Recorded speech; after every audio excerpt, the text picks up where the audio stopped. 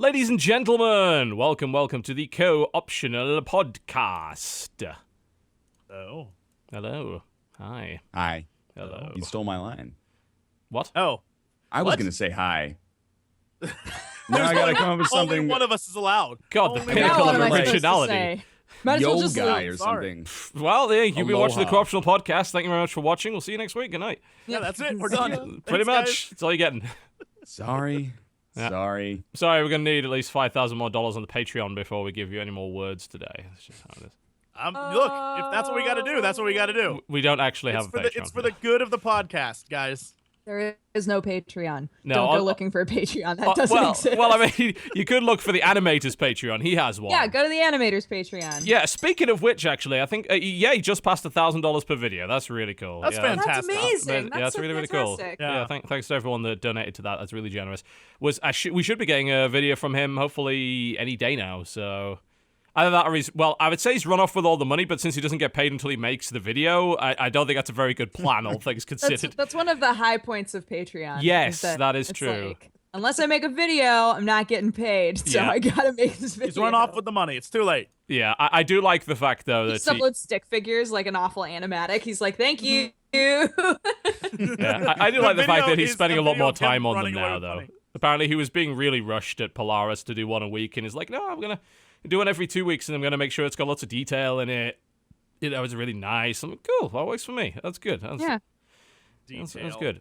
Yes, that thing. I'm not a fan of those. No, Not a that fan sounds of like work details. to me. An awful lot too much like work. Oh, thank you. Well, you are watching the Co-Optional Podcast for the 9th of December, 2014. Christmas is in the air. Christmas is in my fucking window. Holy Yeah. shit. So, being the fancy people that we are, we live in a neighborhood where everyone's sort of a bit competitive about the Christmas lights. So... So, you know, because I'm not adept at climbing on roofs in my current state or ever, we decided, you know, we'll get a company to set this stuff up. So they did that this morning. It's like, great, it's going to all be done before the podcast. So I undo the blinds, as I usually do, to let a bit more natural light in. And there's not a lot of natural light in here, because honestly, I'm in a little loft office. Well, it's not that little, but it's a vaulted ceiling office above the house. It's got one little window. I open the fucking window. What do I see? Fucking wreath. Giant wreath of holly. That's all I see. I was like, great. For a month, I am smothered in darkness and misery. Thank you, Christmas. Taken out of that's- context. The true Christmas spirit. Right? Indeed. Yep, that is it. Jesse Cox, welcome to the show. Hello, everybody. How's it going? I am delighted to be back. I'm not sure what that means, but Well, I mean, you weren't gone last week, if I recall correctly. You I were know. here. I don't know. Look, I don't know where I was going with that. I think mentally back. For the first, 26 seconds of this episode, I was busy finishing a daily and WoW. So mentally, I wasn't here, but I Well done. pretended like I was, and that is good enough for me. I'm going to admit it, the temptation for me to play more Goblins vs. Gnomes during the show is high, but I am avoiding it. I am doing my best to avoid it. Dodgy, welcome to the show. You sometimes play that game as well. Are you playing do WoW sometimes play that too as game. well now? I've been told. I've started playing WoW as well. I've Oh, been playing shit. it with my cousin. Nerd. I know. Did you been boost, intense. or are you doing the whole thing? So I have one character that I'm taking like all the way through very slowly, and then I have a character that I boosted so that I can play with my family. So Very cool. yeah, it's all like the difference between like starting as a BB and starting being like kind of powerful already is so big, because I was like, oh my god, I know how to do so many things. I look super cool. Like, it's very gratifying. Indeed. Our special guest today, I believe third-time guest on the show. Some know him by the moniker, the name of 10th-rate Billy Corgan. He is man. Northernlion. Welcome to the show. Now that picture of Billy Corgan with like the cat has gone viral, I feel like a 10th rate Billy Corgan is a lot worse than it was like 6 months ago.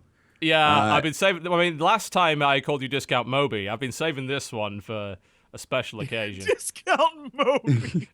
Somebody on the subreddit compared me to Carl Pilkington, and then to your subreddit's community's credit, somebody was like, no, Carl Pilkington, his head is an orange, Northernlion is more like an egg. So I appreciate standing up for me. It's good. I'm ready. Unlike some of the hosts, I'm not tempted to play anything else. I'm 100% present, ready to give my A game. Oh, damn. Let's do this. That's The because competition I'm is out going on the back to do streets daily. and the Screw this competition shit. is in I'm here. out. Yeah. I'm out. I'm gonna be doing daily. he doesn't count because he's in a perpetual state of playing Binding of Isaac Rebirth. Like, just 100% of the time, it's like, this isn't me gaming. This is my daily life. Yeah, this live is for this like my shit. break right now. I have a reason not to play The Binding of Isaac today. Wow. Amazing. It hurts a little bit, but I imagine I'll it get does. over it. How's the withdrawal? A little shaky, yeah. Dude, Understandable. Rebirth is fun, though. Mm-hmm. It's real good. Right? It's Yeah. like the best, basically. Yeah. All right, so you two have played it.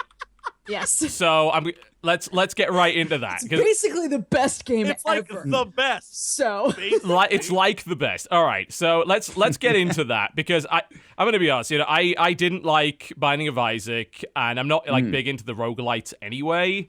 Oh, that is not where that window needs to be. There we go. Fix that. It's okay. Don't worry, guys. Minor technical issue. Anyway, fixed. So I'm not really into Binding of Isaac. So when I saw Rebirth was coming out, I wasn't really too fussed. But obviously the original was in a 4:3 flash window. So Correct. it wasn't exactly like brilliant.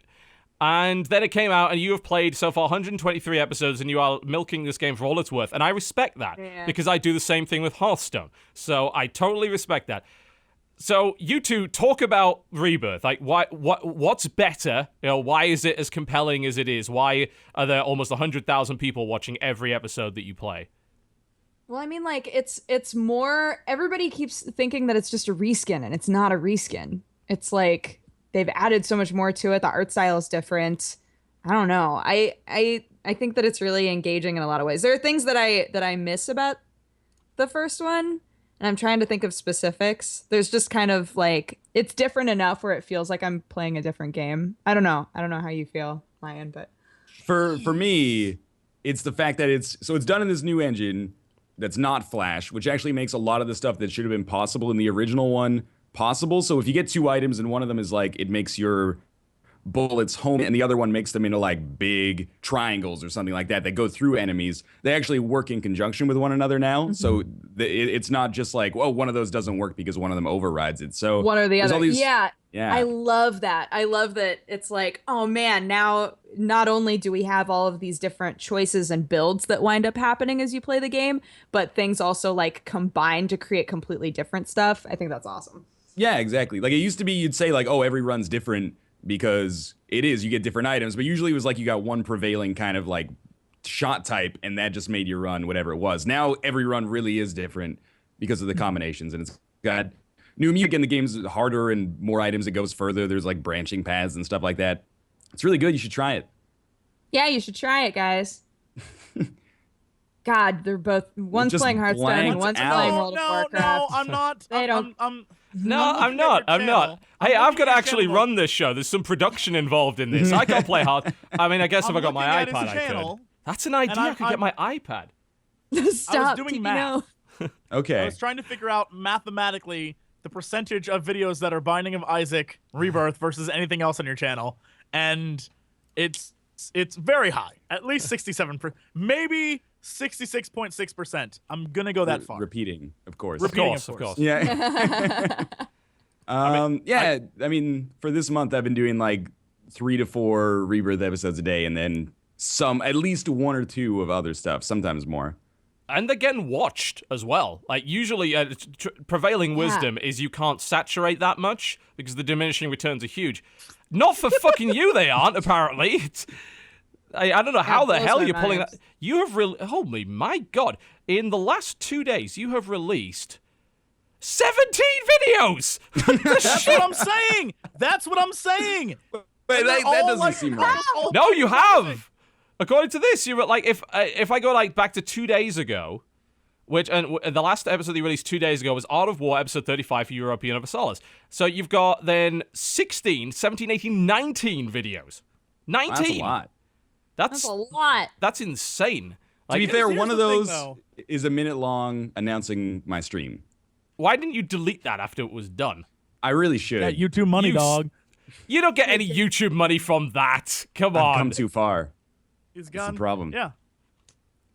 That's on the level that usually, and this is kind of, we're doing our old inside baseball thing. Let's talk about YouTube metrics, guys. That is the level where people would unsub for channel spam, like at that point. Well, it's a Now's Canadian Northernlion. thing. They're just being very polite. And what I think is because really he's got nowhere to go. Like, what's he gonna do? Go outside? No. So he can put out 19 videos in 2 days or whatever the hell nonsense. It's very it is. true. That's intense. I like that you say that, Jesse, as though you and I leave our houses, which we know is not true. Yeah, but I'm very, very lazy. And so 2 videos a day is the best you're getting out of me. I got other things to dick around with and play. I spend a lot of time reading video game news. Guess what? There's not a lot of it. No, It's all there is not. Yeah. It's all garbage. I'll tell you this, like, if there's going to be a month where you need to be flooding those sub boxes, this is it, because December is cracking for ad revenue, there's no doubt. Like, we want to sell children plastic things, so we'll pay you lots of money to do it. It's pretty cool. Absolutely. Yeah, I don't know. I still don't like Binding of Isaac, though. It's something about, I don't like roguelites at the best of times, but it's something about the art style that I just can't get over. The aesthetic, I'm not a fan of. It's a little bit too gross out for my liking. So, it's a shame, because it's obviously a really cool game, but it's just that one hang-up. I can't get over it. I can't. But I gotta say, like, I think my roguelite of the year up to this point is probably Ziggurat. Like, still haven't played Ziggurat is that so yet. good. It's so they just fun. updated it with more content. They're continuing to put Really? new room types and shit in. It is good. I love Ziggurat. It is fantastic. I'd say close second, probably Abyss Odyssey, just in terms of how beautiful that game is. And again, they update that as well, and they've got this strange thing going on where every time the seal is broken and it counts like how many people have done it, they change shit in the game, which I thought is really cool, and it gives people this sort of, we're all working together towards a goal community feel. I think it's pretty neat. I'm actually surprised Everybody more keeps games telling don't do that. me it's like to play Ziggurat. You told me to play Ziggurat, but the reason I can't is because I'm putting out 19 Binding Binding of Isaac videos every 3 days. Yeah, Ziggurat to, is though. good. Dude, It's so really fun, nice. though. It is. Can I ask a question?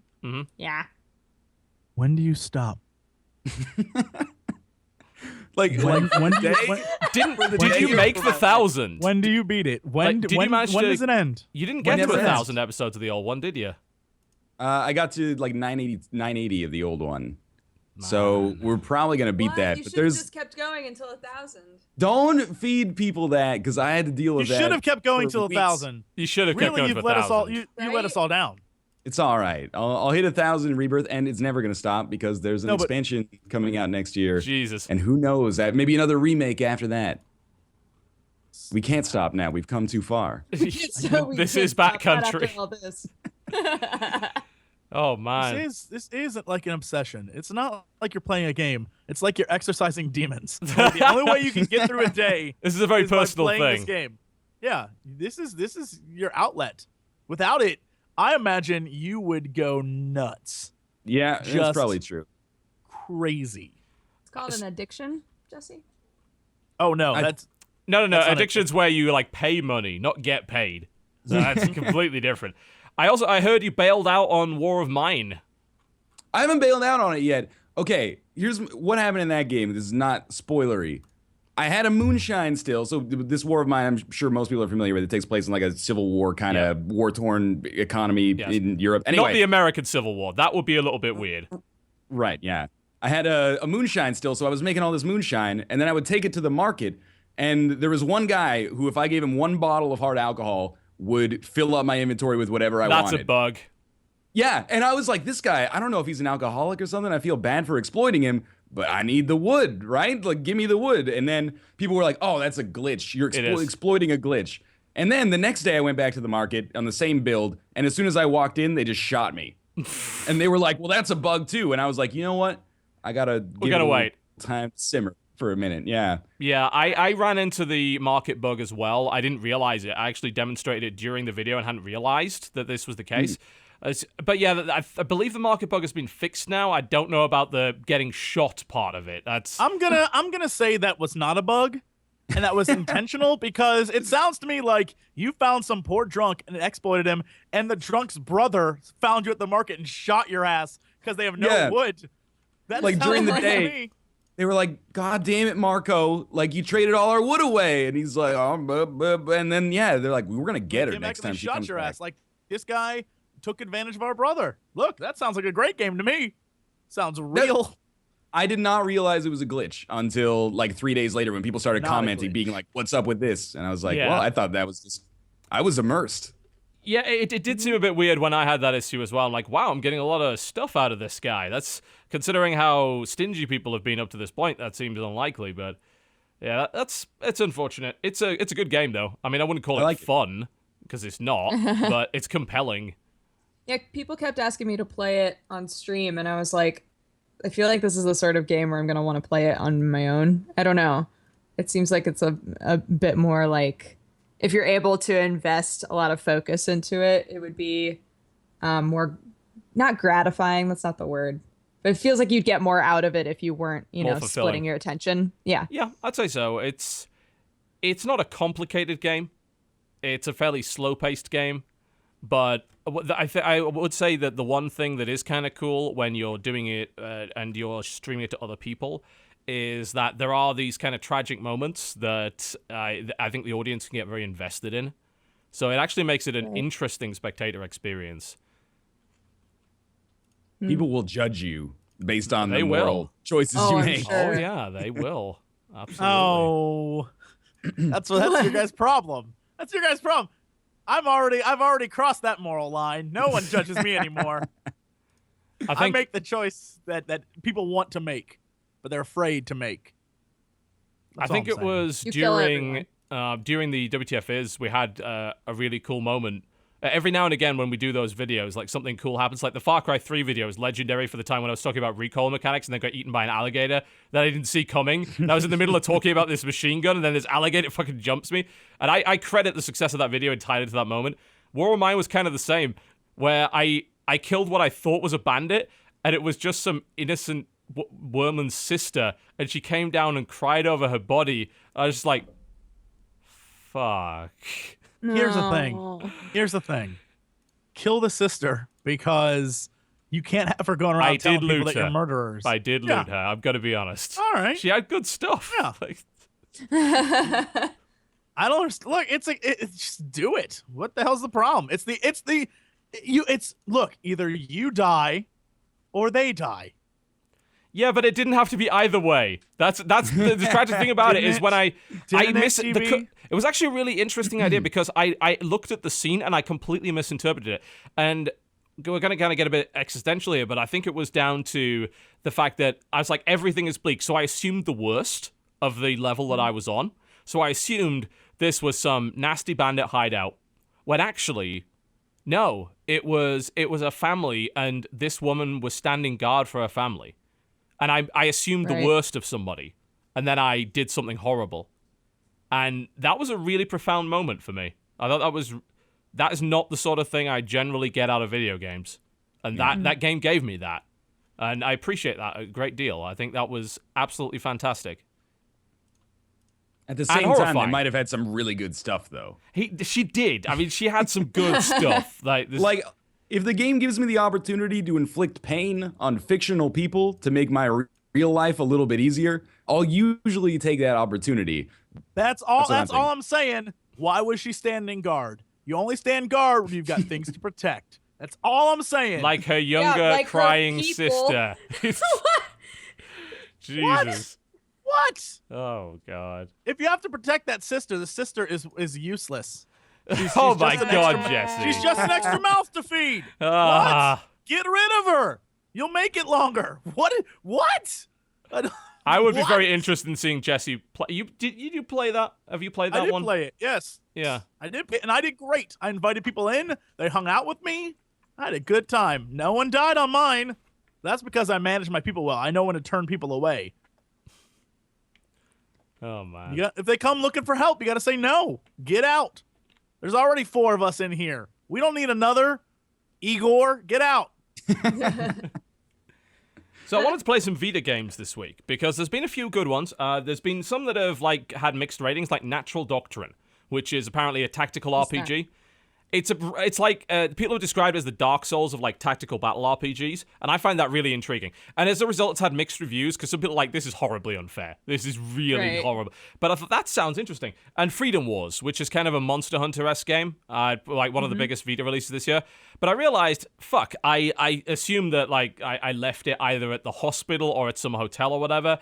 I lost my Vita charger because I haven't used the damn thing in ages. So it's okay. I'll order one from Amazon. This is what comes in the official box. There seems to be something fucking missing, Sony. They don't give you the cable. Like, you buy the charger, and this is what you get. You don't get the cable that you need to connect to the fucking Vita. You have to buy that separately. Fucking Sony! Like, proprietary memory cards, I can at least sort of understand. Because, anti-piracy method, yeah, they're milking you dry on them, okay. But I can get it. I can at least understand that. It's dickish, but I can get it. This is fucking bullshit! At no point does it ever tell you this. So, I've now had to order the fucking cable in addition to that. So, I'm not playing Freedom Wars today, I guess. I'm gonna have to wait for that. Jesus. Sony, Excellent fuck job, you. Maybe that's why there's Excellent only job, been 7 Vitas sold ever, because you're a bunch of dicks. I have to admit, when you first pulled out whatever that device was, I thought it was a handgun. No. And I was like, they sent you a gun. Oh, No, they sent you a that's gun. not in message. any way. Excellent. You want to? That's a message. Yeah, it's like, oh, you bought a Vita? Might as well kill yourself. So no Vita. I played a little bit more Persona Q. My conclusion is this is not for me. Which, Yeah, I haven't touched it yet. I mean, I think it's in a weird position because to appreciate Persona Q fully, you've kind of got to have played the previous Persona games. But in doing that, you have an expectation of the kind of things that you will do in a Persona game, and you won't get them from Persona Q. Because all the social stuff that really makes Persona unique isn't there at all. It's a dungeon crawler. And it's very much like a Train Odyssey, which is a dungeon crawler. And you have to draw your own map. And it's... that I don't like, mostly because I lost my stylus, which makes things... Yeah, a Train Odyssey's always been about, like, you have to draw your own map. But, like, yeah, the voice acting's cute and there's some really interesting lines, and the music's great. I will get the soundtrack, because the music is maybe the best Persona music. And Persona has good music. This has great music. But the actual, it's a dungeon crawler. It's kind of cool, but it's not what I was looking for from Persona. Like, it's even less what I was looking for than what I got from Persona 4 Arena, the fighting game. You didn't like Arena? No, I did. But I thought that I got more from Arena than I did from Q. So, and even with Arena, it's like, well, it's in the Persona world, but all of the stuff that made things really interesting about Persona is kind of not there. But still, I totally agree with that. But I mean, it helps that that fighting game is fucking awesome and really well put together. So I can live with that. But I understand why Persona Q is the way that it is, but it's not for me, honestly. And that's the weird thing, because if you didn't play the Persona games, it's hard to appreciate it because you're like, who the fuck are these guys? You don't like, why is this bear? Like, you don't even ask, why is there a bear here? You ask, why is this bear? And that's the sort of question you will have on your mind. So it's in a weird spot, Q, honestly. It's in a very weird spot. I think if you played a Train Odyssey and you liked it, you'll probably like Q. If you didn't, you might have problems with it. So, whatever. You might have a few problems. Yeah, it's a bit of a shame, but not the worst thing. Are you playing anything else this week other than Binding of Isaac, Northernlion? I've seen you've done a couple of Let's Look Ats as of late. Yeah, so let's talk about another game that, if you've played it, I'm sure you probably dislike. I finished the early access edition of I Am Bread. Oh my god. Okay. I had a mental fucking breakdown over that game on stream. I was just like, no. So Sorry, just say no. continue. Just say no. Continue. Before we go on, it speaks volumes that when I search for I Am Bread, the people that come up are PewDiePie, Markiplier, Toby Games, Game Grumps. Totally. Yeah. YouTube bait.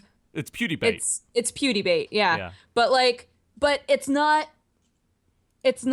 an impossible game. It is like I found it interesting trying to figure out how to get the concept of this game is that you're a piece of bread and you're trying to get to the toaster, right? Of course. Because So- It's pretty deep. Yeah, it's real obviously. deep. So you have to figure out the best route to get to the toaster because if you touch the floor, then you start to become inedible. And if you become completely inedible, then you lose. So like for some reason, it's totally cool for you to be on a skateboard. So like at Well, the of very course. beginning of the game, you're on a table and you like kind of like inch your way over to the edge of the table. And then if you line it up right, you fall onto a skateboard and you don't lose any hygiene points. But I fucking I lost it when I got all the way. I worked so hard. I got all the way to the toaster. I got inside the toaster. The first time I knocked over the toaster and I couldn't get in. And I was like, tried again. Got to the toaster. Got inside the toaster. The toaster popped me out. And it wasn't done. I was like, oh my God, I did it. I beat it. And then the toaster popped me out. And I just laid there going, I don't know what I'm supposed to do next. So I threw myself into the litter box and let myself die. The toaster popped me out. Yeah. I just I want was so angry. I was like, what the fuck am I supposed to do now? Well, it's like real life. The toaster only toasts you 70% of the It's like way real on its life. first go. So you have to get the toast back in there for another half of one toast to get it done to perfection. No. You just need a better toaster. My toaster's fucking awesome. You have no idea. That would Just- work as well. Yeah. What? Later on, you toast your bread on a hairdryer, though. So this person, they're living in kind of a ramshackle situation. I think a premium toaster is probably the least of their worries right now. Yeah. I think it's fun. There's only 4 levels in the early access version, which is not a whole lot of gameplay, even though it's fairly Early difficult, access. but very much. Yeah. Yep. If you like Couldn't Valiant finish a Friends- game about where bread. you play as Toast. Early access. This is it. This is version. the end of video games as we know it. Oh, We're you know, done. compared to something, not to take shots at Goat Simulator, but compared to Goat Simulator, there's at least like mechanics at work here that are kind of fun in like a Yeah. quappy kind of way. I'll take shots at Goat Simulator. Although simultaneously, I gotta say, the update that they've done, Goat Simulator MMO, is a shitload more interesting. Like they've I've they've wanted tr- to they see tried. what that's like. Yeah. I was highly critical of the original Goat Simulator, and I made my most hated video of the year was me criticizing Goat Simulator.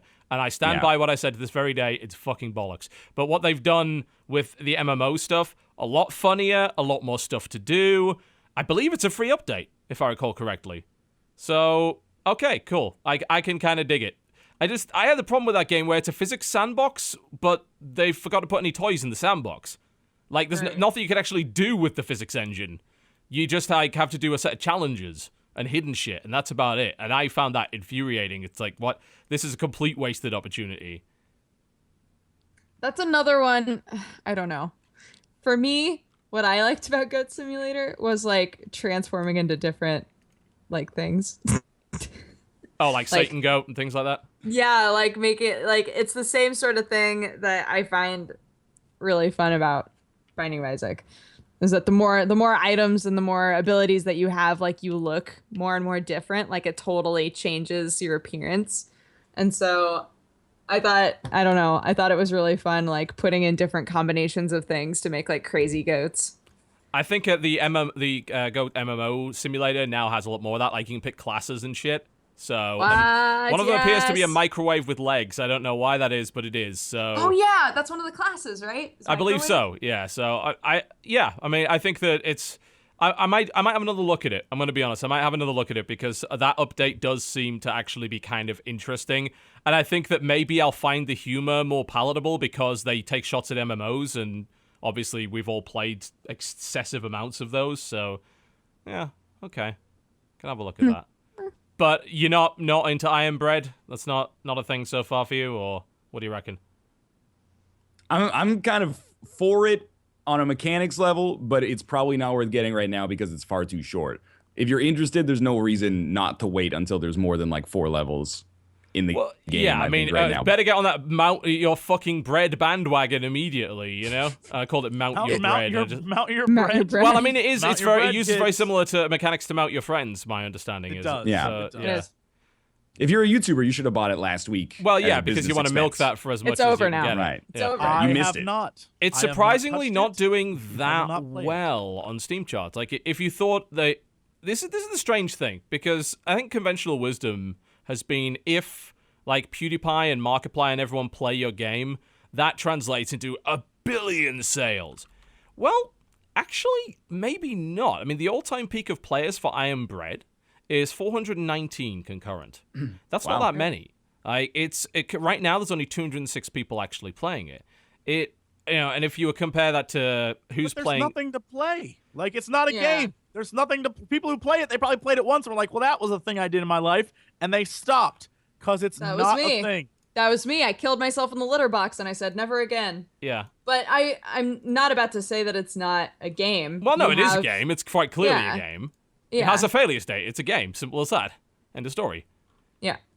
But it's just like there's not a lot to it right now. But if you were to look at that on the Steam charts, that makes it the, I think, 370th most popular game on Steam right now. That's for all of the like big promotion that people like PewDiePie and Markiplier and Toby Turner and everyone put behind games like that. That is translated into surprisingly few sales. Whereas I think some like Surgeon Simulator, that got a lot of benefit. Yeah, Huge it amount of did. benefit. So that's intriguing to me. I mean, why do you think that is? I mean, is it because people are less willing to buy into early access, or is it because they just didn't like the look of it? It's probably hold on. Probably a Yes. multi-factor situation where one, more and more, PewDiePie, Markiplier, the guys who do a lot of like corner face cam stuff. It has nothing to do with what they're playing. It's all about them. Like, it progressively becomes more and more about what they're doing. So their influence on getting people to buy stuff is starting to wane.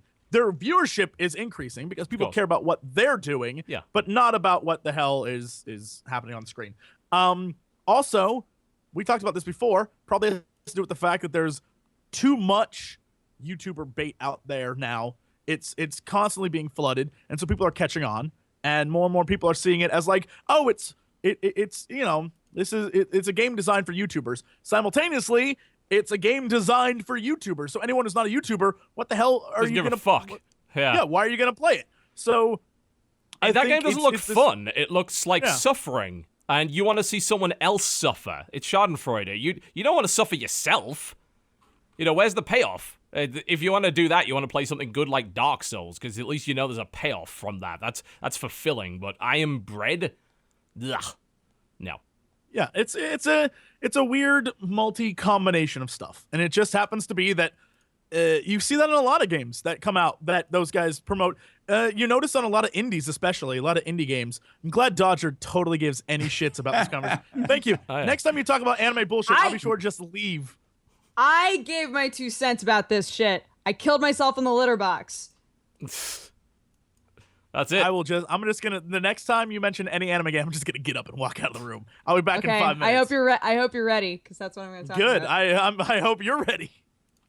What else have you been Yes, playing this week, Mr. Northernlion? All right. I beat Dragon Age after like 60 hours, and I listened to what you guys said about What it. do you think? It was like last week or 2 weeks ago you guys were talking about it. Yeah. I pretty much completely agree that the side quests are very, very weak and repetitive and kind of rote. Although I did find myself by the end having a lot of fun just closing Fade Rifts over and over. But the main quest stuff is really, really good, I thought. And it'll definitely like factor into my year-end coverage. I was surprised by how much I like that, having not played a traditional-ish RPG in like 3 years. I'm I still really like Dragon sorry. Age. Dodger, go ahead. Oh, all I was saying was I really like Dragon Age. Why? Why? Expand on the opinion. It makes me feel like, I don't know. It's given me the sense. I said this last time, but what are you doing, Jesse? Oh, there we go. Here, Oh, okay. I'll join. Somebody just said that I needed to put on glasses because all of you are wearing glasses, and so that's why I put on glasses earlier. I wear glasses because I all. need them to see. You're wearing glasses to be a dick. Me? Wow, that's just everyone in general. Yeah, now both of you are doing it to be dicks. Okay, I really like Dragon Age because I wasn't a huge fan of Skyrim. And the reason was that nothing in Skyrim ever made me feel like it was important. I felt like there were so many options. I feel like there were so many choices, so many places to go that it didn't feel like I had any direction, and I didn't feel drawn in any direction. It was just kind of like, well, I'm doing this quest line, so I guess I'll keep doing that quest line because that's what I'm doing. But I never once felt like I was on a path. Whereas with Dragon Age, I like that it's zoned out because then it gives me a whole lot more focus. And I think I agree that the main storyline is really good and really engaging, really interesting. The characters, of course, are fantastic. And the side quests are kind of they have an added benefit to the main storyline mostly, you know, by having it be like every time you do something, it'll say, oh, more people know about the Inquisition, or you gained more power, or whatever else. And so everything, as monotonous or pointless as it might feel, it all pulls back into the main story, which Skyrim never did. So I feel like even if I do go off and do these side quests, it's going to apply toward the end goal. I feel like it's all focused on the same thing. Yeah, so it's very interesting that you pointed that out, because that's something that I noticed as well. And I think it is one of the strengths. I'm not going to excuse its side questing because that's one of the big bugbears I've got with it. But you're right. Everything that game presents you is all going into a pot. And that pot is filling up, and you're doing it for one reason, because it's like everything you do is to strengthen the Inquisition.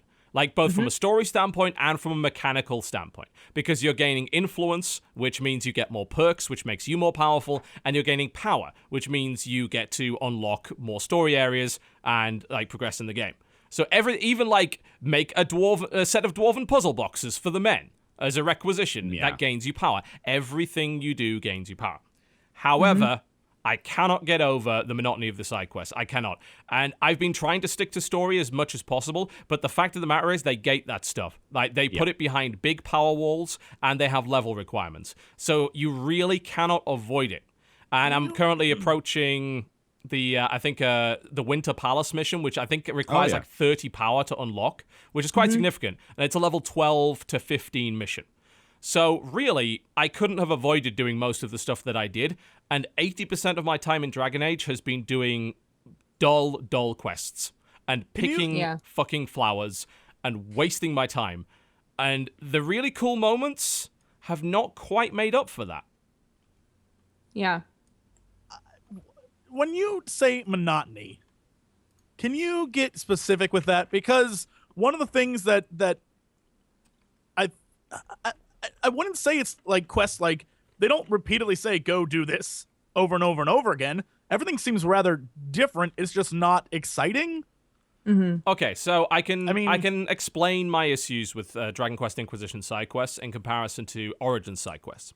So everything's very spread out, which means that there's a great deal of time spent riding around the place. And optimally, to play the game, what you should be doing is not riding, you should be running.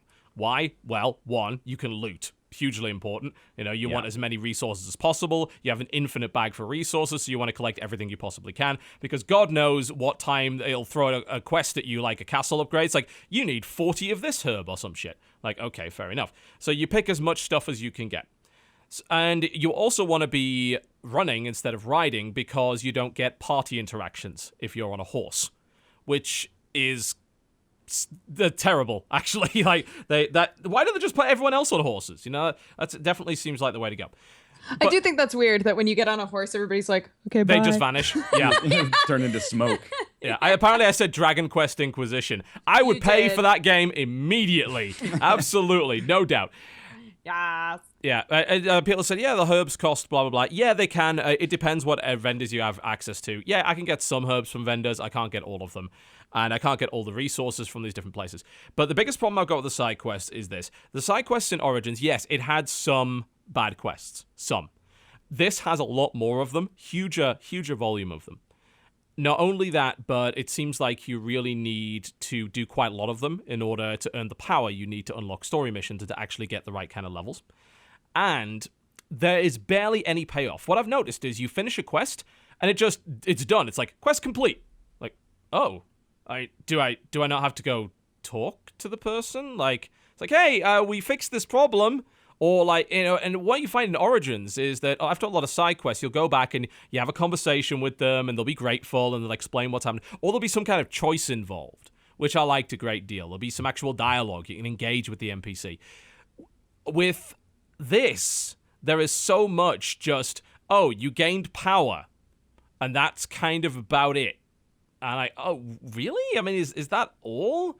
And so many of these quests are not well contextualized to the point where they feel like a huge amount of busy work. And that actually clashes with the whole thing of the game. I am the only person in the fucking universe that can close rifts, and you're asking me to go around and find some random widow's ring or hunt 10 rams? Come the fuck on. This is what minions do. Like, this is the sort of stuff I should be able to send my minions out to do. And but like, isn't the whole point of it that you are the Herald of Andraste, and so you personally are walking around like interacting with the people so that they feel like, you're one of them, that you're like a person who's in charge of important but I don't stuff, want to play you're also just fantasy another PR guy simulator. That's the thing. Like, Well, I get the idea. But that's the point of the whole political part of this game is that, though, right? Yeah, no, this is the problem that I had with Final Fantasy XIV, which was your character is this chosen, like, crystal light guardian, yet they're like, go deliver these luncheons to dudes in a mine. And I was like, what? No, I'm the chosen one. There's soldiers everywhere. Why can't you do that? And I think the difference here, though, with Dragon Age is that, at least at the beginning, you are nobody. Like, everyone's like, who are these Early assholes? on, you're pretty and much so you nobody. have to go around and sort of kiss everyone's ass. And I think that plays really well. Not being someone who's, 50 plus hours in the game, I have no clue what it's like towards the end. But I would say if you're still doing that 50 plus hours in the game, that's just poor game design. Like, if that's happening, then that's a problem. And so many people are saying, oh, when you leave the hinterlands, it's much better. I do not agree. I've been to like 6 or 7 different zones, and yes, they're not as large as the hinterlands. Yes, they don't have as many fucking shards to find as the hinterlands, but they are still throwing a lot of the same kind of quests at you. I only remember like 2 quests in this game, whereas in Origins there's all sorts of amazing cool stuff, like that random fucking guy who talks to trees that you fucking encountered, and all sorts of these cool side quests where there are choices and dialogue involved in them that they're just really memorable. Whereas this, the only things that I really remember are, I remember liberating the keep in the desert area, because I thought that was kind of cool that I went through the sewers and went in there. And then I also remember the one where I randomly stumbled across a temple. Like, I heard chanting and I went into this temple and things like that. But then I went into this other temple and I got, like, there was no payoff after running this dungeon. Because, like, oh, this seems like a major story component. And yeah, there's bits and pieces of lore found on pieces of paper, but you just, like, you beat the temple and they're like, yeah, I guess that was it then.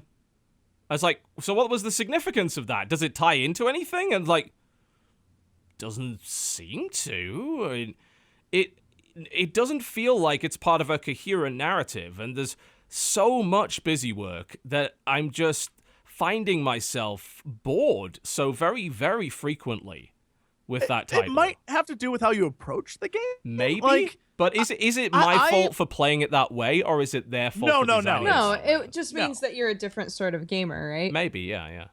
I think there's an interesting discussion to be had there.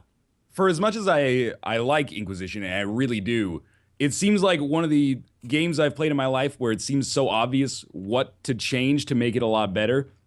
Like, put suggested levels on all those areas that they kind of throw at you right after the hinterlands. Yes. And there's like 7 areas you can go to, and you're like, oh, the only way to figure out where to go is to go there and then kind of get pooped on by some of the enemies. And then you go someplace else and make it so that you can teleport or fast travel directly to the war room instead of having to go into the zone. Oh and my then walk. god, that would be amazing. That is a huge fucking... I mean, it's not only just that war room shit, I should not have to go back to base to do it. Because a lot of that stuff's like 12 minutes. And it seems to be less than that. Because I think when you fast travel, it actually shaves a bit of the time off. I'm pretty sure of it, because I think the game takes that into account. And it's sort of like, oh, it's ready to report. Like, I just got to the zone, and you wanted me to go back again? Why can't I send a fucking messenger? Why can't my Herald of Andraste get his own fucking herald?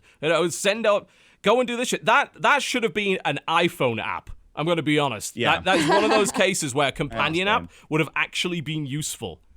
I'm totally cool with always going back there, but I do think it should be fast travel. Like, I understand that it's, it's you and all of your advisors. You all have to be there, like, discussing the shit, and you don't have telephones. That's cool.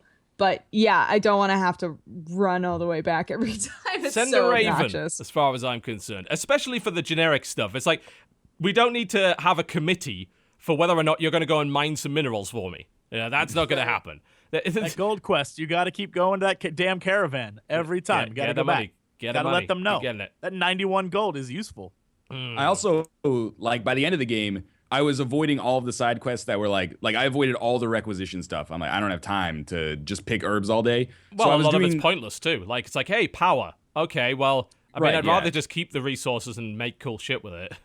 So I was just mainlining, like, all the Fade rifts. And by the end of, like, 6 hours of that, I was like, I would really like more than 4 enemy types to spawn from this. Because you always just get, like, Rage Demons, It's the same, sometimes Pride Demons, Despair Demons, and Wraiths. Sometimes Terrors. And you're like, well, I know what to do here.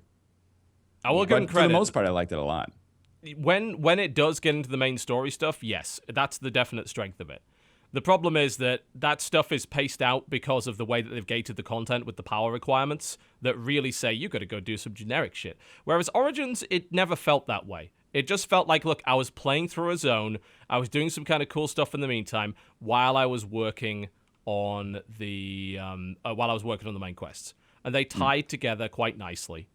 And I'll actually defend the Fade. A lot of people hate on the Fade when it comes to Origins. I understand the second time through, that's why you can get a mod to skip the Fade entirely. And you should, the second time through. But I thought the first time through, the Fade was a really interesting break from what I was doing. Because they completely changed the mechanics of the game in the Fade, and they did some really creative, interesting things.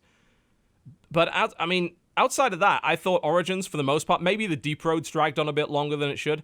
But for the most part, Origins was well-paced. And I beat that game, and I put over 100 hours into it, Whereas with this, I'm finding an open world with very little in it. Like, I would like the zones to be half the size and be more interesting.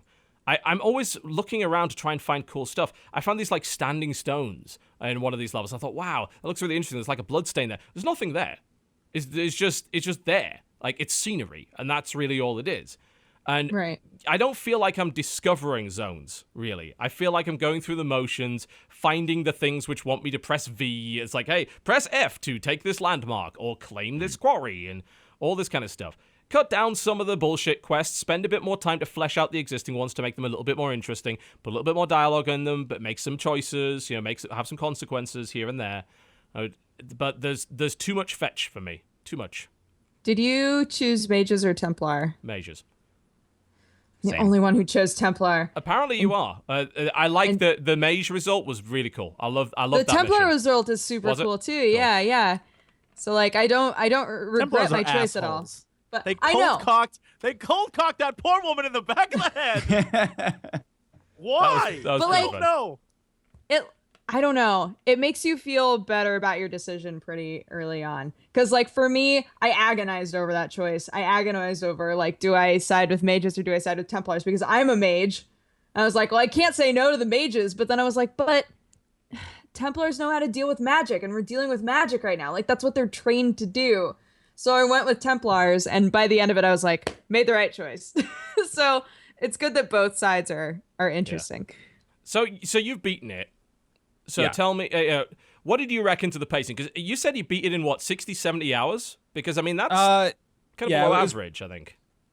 I think it was because I was just mainlining Fade Rifts. So I would go, there's so many areas that you don't go to unless you don't have to go to them for main quest stuff. So if you just hit those up when you're at the appropriate level, you can do like 10 Fade Rifts, and that's 20, 30 power right there. Yeah. So you can get those missions out pretty quickly. But Maybe that's what I'm doing wrong. I'm not doing too many of those.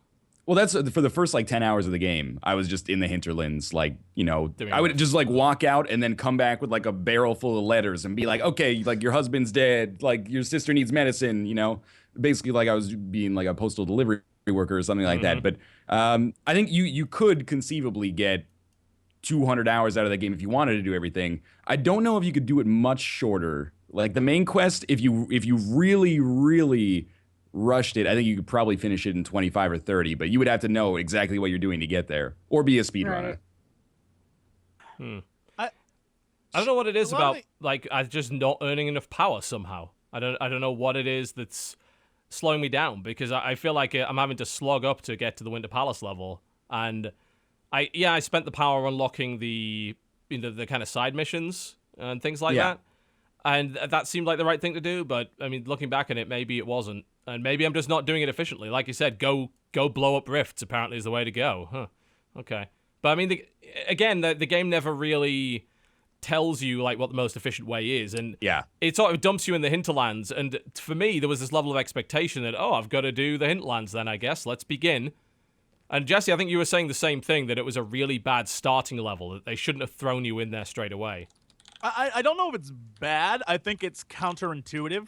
I think it's one of those things that it's like Endgame. It's what you expect when you are, if you've played JRPGs, let's say, throughout the 90s and early 2000s, that's how they all are. It's you go very linear, and then you expand from there, and then by the end, you have a giant open place, and then that's where you run around and do all these stupid-ass things. Here, they were like, let's make that first, and I don't know that it's counterintuitive what you think makes sense, because it leaves the player like, I don't know what to do. And Northernlion's right, because there's no numbers next to anything, you really don't know what to do. And it makes it very, very confusing.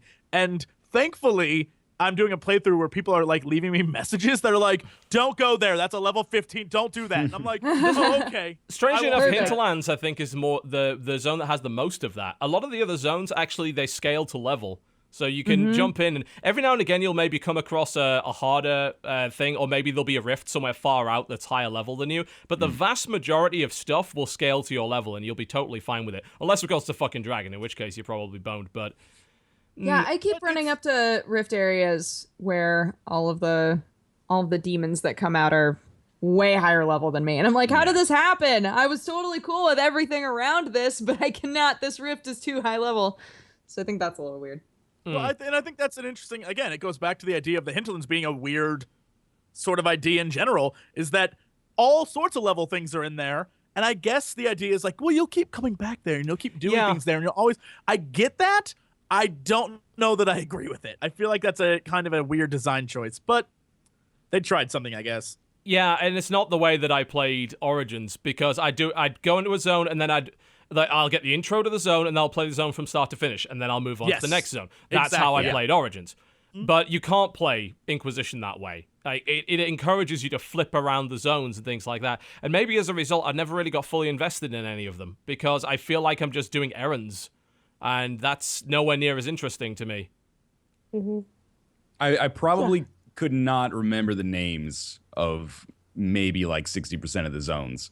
I remember the hinterlands, and I remember, the ones that have a lot of character, like Priest de Leon and Valrayo and stuff like that. But then a lot of them, it's like, this is the desert, this is the swamp, this is the mountains. And because you go to it for 10 minutes, and then you close a fade rift, and then you're like, okay, everything else is too high level. So now I'll teleport to a different like biome and do exactly the same thing there. Then teleport back to the war room and get Cullen to, get some obsidian or something like that. Yeah. Yeah, I don't think it's going to be on my top 10 of the year, I'm afraid. It has its really good highlights. Like, the writing, spot on. I think this is the best set of characters they've made in a Dragon Age game, and I liked a lot of the characters in Origins. I liked a lot of the characters in 2. This, maybe, outside of maybe Solus, I think every character in this game is really interesting in their own right. I like Solus. Everyone hates him. I like Hey, guys, him. let me tell you about the Fade. Like, he's that aliens guy. Nerd. From great. Ancient Aliens, just like, the Fade. Solus is an interesting character. Yeah, I love Solus. Screw you, TB. Yeah, but let me tell you about the Fade, though. Like, have you heard the good news about the Fade? Yes, go on. The Fade. Oh, God. Do you have a moment for our Lord and Savior, the Fade? I don't, as it turns out. But, no, I mean, I've had fun chatting to all of the characters and having interactions with them, and the follower quests, mostly pretty damn good. Yeah. So, really good. Josephine's, is it Josephine or Joseline? Joseline, whatever. Josephine. Hers is pretty cool. I liked hers a Josephine, lot. Look, I'm romancing Josephine, hands down. Not Dorian. Fuck. I love her her gold outfit. Gold. I don't know how she wears that. She's got a firm body. She's got to support that gold outfit, and she like walks around like this. I love her. I love her to death. Is out of control too. Like that clipboard is amazing with the candle mounted on it, like a unicorn. That's very Warhammer 40k.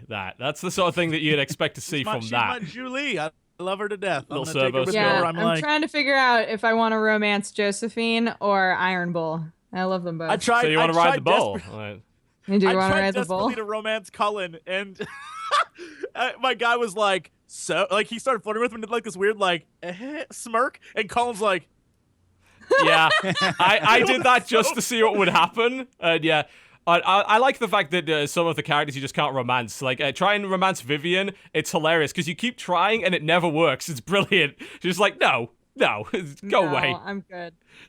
I was very interested. I was like, I'll romance Ileana. That should be fun. First off, you can't do it. Second No. off, she's nuts. I don't even care. That girl, you shot her. Look, if you banged Morgan in Origins, she went nuts after that, and she has continued to go nuts. I don't know what's going on, but she went. That girl needs a date. That's all I'm saying. She's super jealous of that warden. She's super jealous of that warden finding love, and she's just gone bonkers. I don't know what's going on with her. That poor girl. Oh, come on, Frenchie, just call me, baby, call me. What am I doing? I'm gonna back away now. Dear God. Slowly back away. Yeah. Yeah, I think there's a lot to like about that game. Like, graphically, very impressive. Some really impressive environments and things like that. But I'm gonna say this. I think the growing trend of making things open world is not helping, and I think that it's resulting in a dilution of what would otherwise be very good content. And there's a lot of busy work in that game, and I don't really approve of it. And this year we've had a bunch of open world games, and they've all had the similar problems. It's like, look at all this stuff you can do. Yeah, but none of it's really that good. I think that's why over everything, like, I vastly preferred Wolfenstein over anything else, because it's like, that game is like properly paced and is good from start to finish. And it doesn't need an open world. It doesn't need any, like, go collect all of this stuff. No, just play Wolfenstein. Just play the game and play it through. Yeah. And experience what they have to offer. And outside, with open world games, it's a lot of sort of flitting, directionless, busy work that I'm not too keen on. And Dragon Age is suffering. It really is suffering that way for me. And I am having a lot of difficulty really getting into it. It has its moments. It's certainly better than 2. No doubt about that. 2 was pretty bad. But outside of that, I don't know. It's not my scene. It's very interesting to see the response to this game and then the response to Dragon Age 2. And the 2 was very, it was very confined. You were doing a lot of the same stuff over, going to the same areas. And but I think the story parts I liked. Yeah, I think sure. it's interesting. Yeah. It's interesting that this is the opposite, where it's very wide and open, and you're doing all sorts of different things, and people are just like, well, it's too much. I'm wondering where like the perfect line would be for them. And it's called Origins. This is the weird thing. They already got it right. Like with the first game, that was good. And two was I wouldn't say right. There was a lot wrong with the first. There's a lot of pretty awful moments in the first game. Some, but I wouldn't say that any of these games have improved on any of that stuff. 2 definitely didn't, and 3, well, I mean, it's barely recognizable as Dragon Age. Like, unless you followed the lore, it's a completely different game. So I don't know. I'm not too fussed about it. Like, definitely not Game of the Year. I certainly wouldn't put it there. And it's had a lot of positive reception. I know a lot of people really like it. TB, that's Destiny. Yeah. Okay. Sure. 30 FPS first-person shooter is Game of the Year. Yeah. All right. For blind people, maybe. Look, for former members of the Beatles, you're damn right it is. Oh, that was Paul. That was the most Stop. cringe-worthy thing. Oh, Sir Paul, what are you doing? Why? What are Sir you Paul. doing? Sir Paul McCartney, stop. It is an embarrassment of riches. It's weird to compare the progression of Mass Effect to the progression of Dragon Age. because with Mass Effect, it feels like that series evolved in a sensible way. And they made some cutbacks from the original, but think about the way that Mass Effect did it and the way that like people were really annoyed by those exploration areas that had fuck all in them. And so they got rid of them and made the exploration like a lot more focused. Like every time you actually found an area that you could actually land on a planet for instead of just getting resources, it was a quest. Like it was a real quest. And it had a storyline and people to meet and things like that. And it seems like they went kind of the right way with Mass Effect, and then with Dragon Age, like, they just kind of got lost. Like, they didn't know where they were going with the series. 2 was like a massive step backwards in many ways, and then 3 is barely recognizable as a Dragon Age game, and it's just so strange to see it be a franchise, and it doesn't really seem to know where it's going. I think story-wise, it does. I think story-wise, there's a lot there. Yeah, maybe. I think concept-wise, you're right on the mechanically. money. I think there's a lot of there's a lot of ideas being thrown around, and I guess it might go to their credit that they're trying them.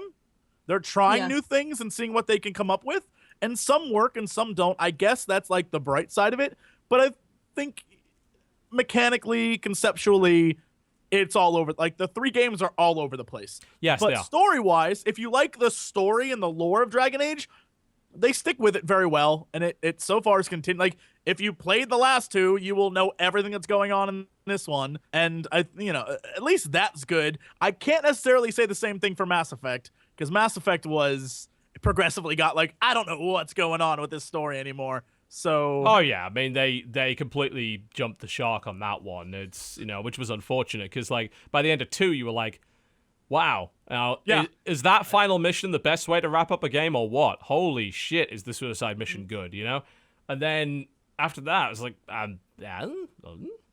yes. But I think accurate representation. Yeah, the existence of Dragon Age 2, I think, is what fucks everything up because you had Origins, which had pretty much universal acclaim, and then 2 came out and it didn't. And then they were like, well, fuck, how do we fix this? And instead of going back to the way Origins did it, and trying to do it that way, that's like, no, we're going to go somewhere completely different. We're going to do the open world thing. We're going to make this kind of more like an MMO. We're going to put multiplayer in it. And then we'll be like, it almost just doesn't feel like a franchise. It feels like 3 completely separate games that really don't tie together all that well. But cool. I mean, if some people like it, fantastic. I'm not saying it's a bad game. I mean, there's some very impressive stuff to like about that game, but it's not for me. As someone that loved Origins, it's... No. Okay, let's take a break, shall we? And then when we come back, we'll talk about more of the games we've been playing this week, and then we'll get on to what little news there is. Not much, really, is there? You're watching the Co-optional Podcast. Do not to go anywhere. Ladies and gentlemen, welcome back to the Co-optional Podcast. Heard some fantastic cuts in the break from Ronald Jenkins' new album. I would strongly suggest having a look at his website, ronaldjenkins.com. Yes, he has a new album, which is awesome. I might add, it's called Alphanumeric. I imagine a lot of people on YouTube have heard at least of that guy because he put out videos years ago that went very viral. Mostly because he looked a little odd, let's just say. But he was putting out some incredible stuff. And he's put out several albums since, and the latest one is absolutely fantastic. So I'd strongly suggest that you have a look at it on ronaldjenkins.com. Okay. Let's talk a little bit more about video games that we have been playing. Ugh. Yeah, those Word. things. Well, I mean, no one likes video games, right? Not at all. Not No, anymore. definitely not here. No, video games are so horribly passé. We can talk about Dude, Hearthstone. Oh yeah, we could talk about Sorry, Hearthstone. Dodger, what was that? Pass. I was gonna suggest a game, but we could talk about Hearthstone. I hear you guys talked about Hearthstone for quite a long time last Yeah, time. it infuriated people, which is why we're going to talk more about it. It's going to be great. I had a tweet earlier that said, please don't talk anymore about Hearthstone. Like, talk about Hearthstone, you say? Yeah, I'm known to respond well to that kind of feedback. Yeah, that generally goes really well for people that try that. Are you fucking kidding me? Goblins vs. Gnomes is out. That's a huge deal. And it broke everything.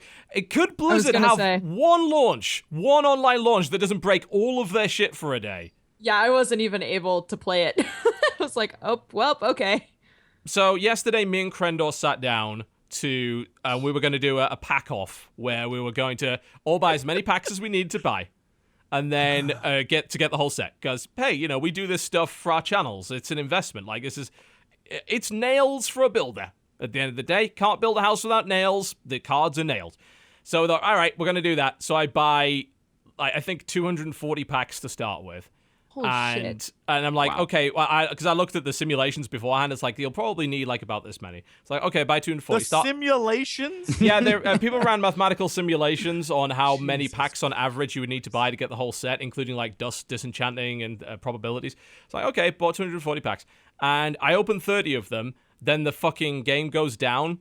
I didn't get back in until 9 a.m. this morning. Like, it was broken all night. It was completely fucked. Just terrible. Yep. And apparently it broke a bunch of other games, too. People couldn't log into WoW. People couldn't log into Heroes.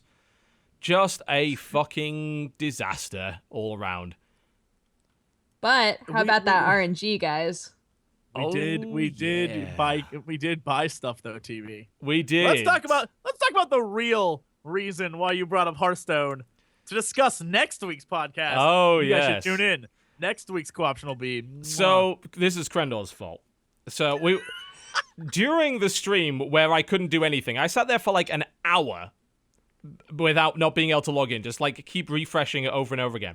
And Krendor was on and he was talking, and we got talking about food. And it's like, oh, there's no good pizza places around.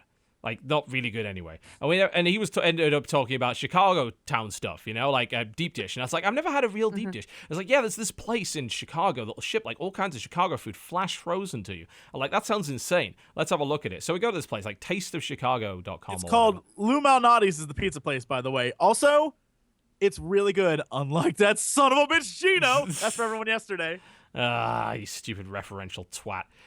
And you can order these pizzas, and they're kind of pricey, but like we figured out, look, actually, like if you compare it to they're pretty large. If you compare them to like a pizza, it's not actually that much more, really. Like, and if it's good, then why not? And it's a frozen pizza. So we end up agreeing to, like I said, right, I will order some pizzas from this place, and I will tell you what they're like.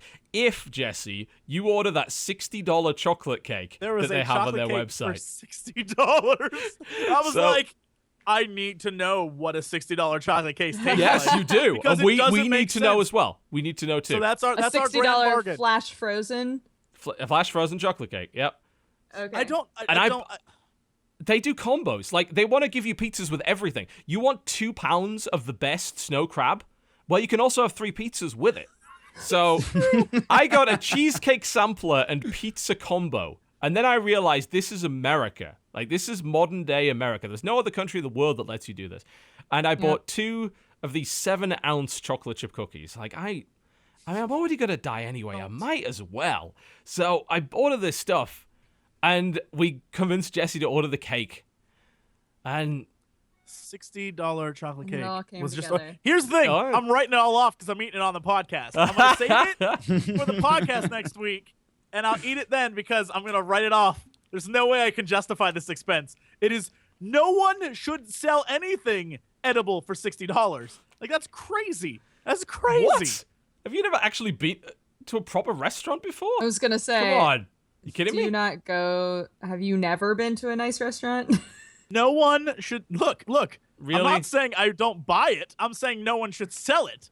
There's a clear difference here, folks. Really? I'm saying you shouldn't sell it for $60. It's just gonna come out your butt or wiener anyway, or vajayjay.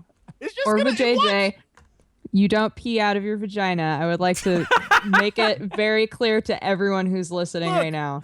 You totally don't pee out of your vagina. You totally pee out of your vagina. It just don't drips out. Pee out of your vagina. That's why you have to wear a maxi pad. I'm pretty sure that's how it works. Isn't that the Arby's slogan? It's all just going to come out of your bum or your pee hole anyway? Arby's.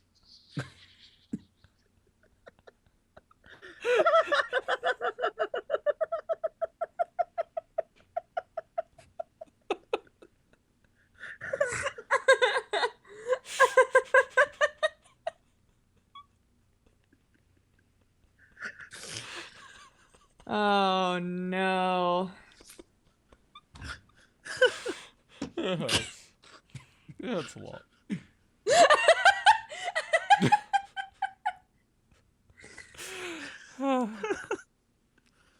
You know what concerns me the most about all of this? What is was that? We're Rome. Like, we're Rome now. Pretty soon, we're just gonna get to this level of gluttony where we're the just Visigoths are gonna come take us annihilated. Yes. Yes. Modern, like, we're not actually Rome, right? And they won't actually be Visigoths, but the same thing's gonna happen. And it's all because of fucking cheesecake samplers being sold with pizzas all around the frozen country. and shipped around the world. The only way it could have got more modern is if they delivered the it by Romans drone. wish they could. They wish they could flash freeze pizzas. Oh yeah, What up, Rome? What up, Rome? America's got decadence down to a fucking art form. They are number one in that regard. Yes. I just don't understand why everybody hates us. So, yes, Hearthstone. I don't think. Look, Yeah. Hearthstone. Let's be clear. I played it. I played 4 matches yesterday. They were all against the exact same priest build, 4 different players. I'm done for a while.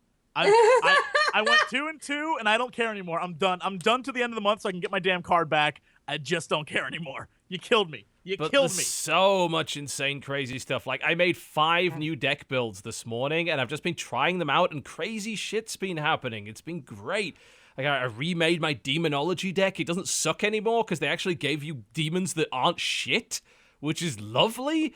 So I pulled some. I had this fucking 1918 Flame Imp by the end of it because I put like 2 Fell Hearts and a fucking Demon Fire on it and just murdered this fucker with it. It was brilliant. I had Mal'Ganis on the field, and he stole my Mal'Ganis, but I had Sacrificial Pact because was playing a demon deck, so I just fucking Sacrificial Pacted the Mal'Ganis he just stole. Like, yeah, fuck you. I got 5 health from that, you arsehole. So many interesting things. We had played the Iron Juggernaut or whatever it is, and put the mine in the deck of the enemy, and he drew the mine and exploded and died, and it was great. And there's random shit going on all the time, and it feels It's awesome because vibrant again. Yeah, people have gotten into such a phase of like, all right, this is the perfect deck for this, and this is the perfect deck for this. I know exactly how to counter this sort of a thing. It's still that way. But with RNG, it's so nice because right now shit is just happening, and people are like, "Oh fuck," It's like, it's nice. It's Recombobulator. I mean, what a great idea! You've got a 3/2 2-cost gnome whose battle cry is change a friendly minion into another random minion of the same cost. It's fucking wild. And you can pull some crazy shit with it because if you have something down that has a really powerful like battle cry effect, the chances are stat-wise it's probably pretty bad. Yeah, so it was like expensive. So you throw that something like a Cabal Shadow Priest is a great example. Like it's if I recall correctly, Cabal Shadow Priest is what 4/5, but it's got a mind control thing where it can mind control anything that's 2 or less attack. So that's where the cost comes from because it's a very powerful effect.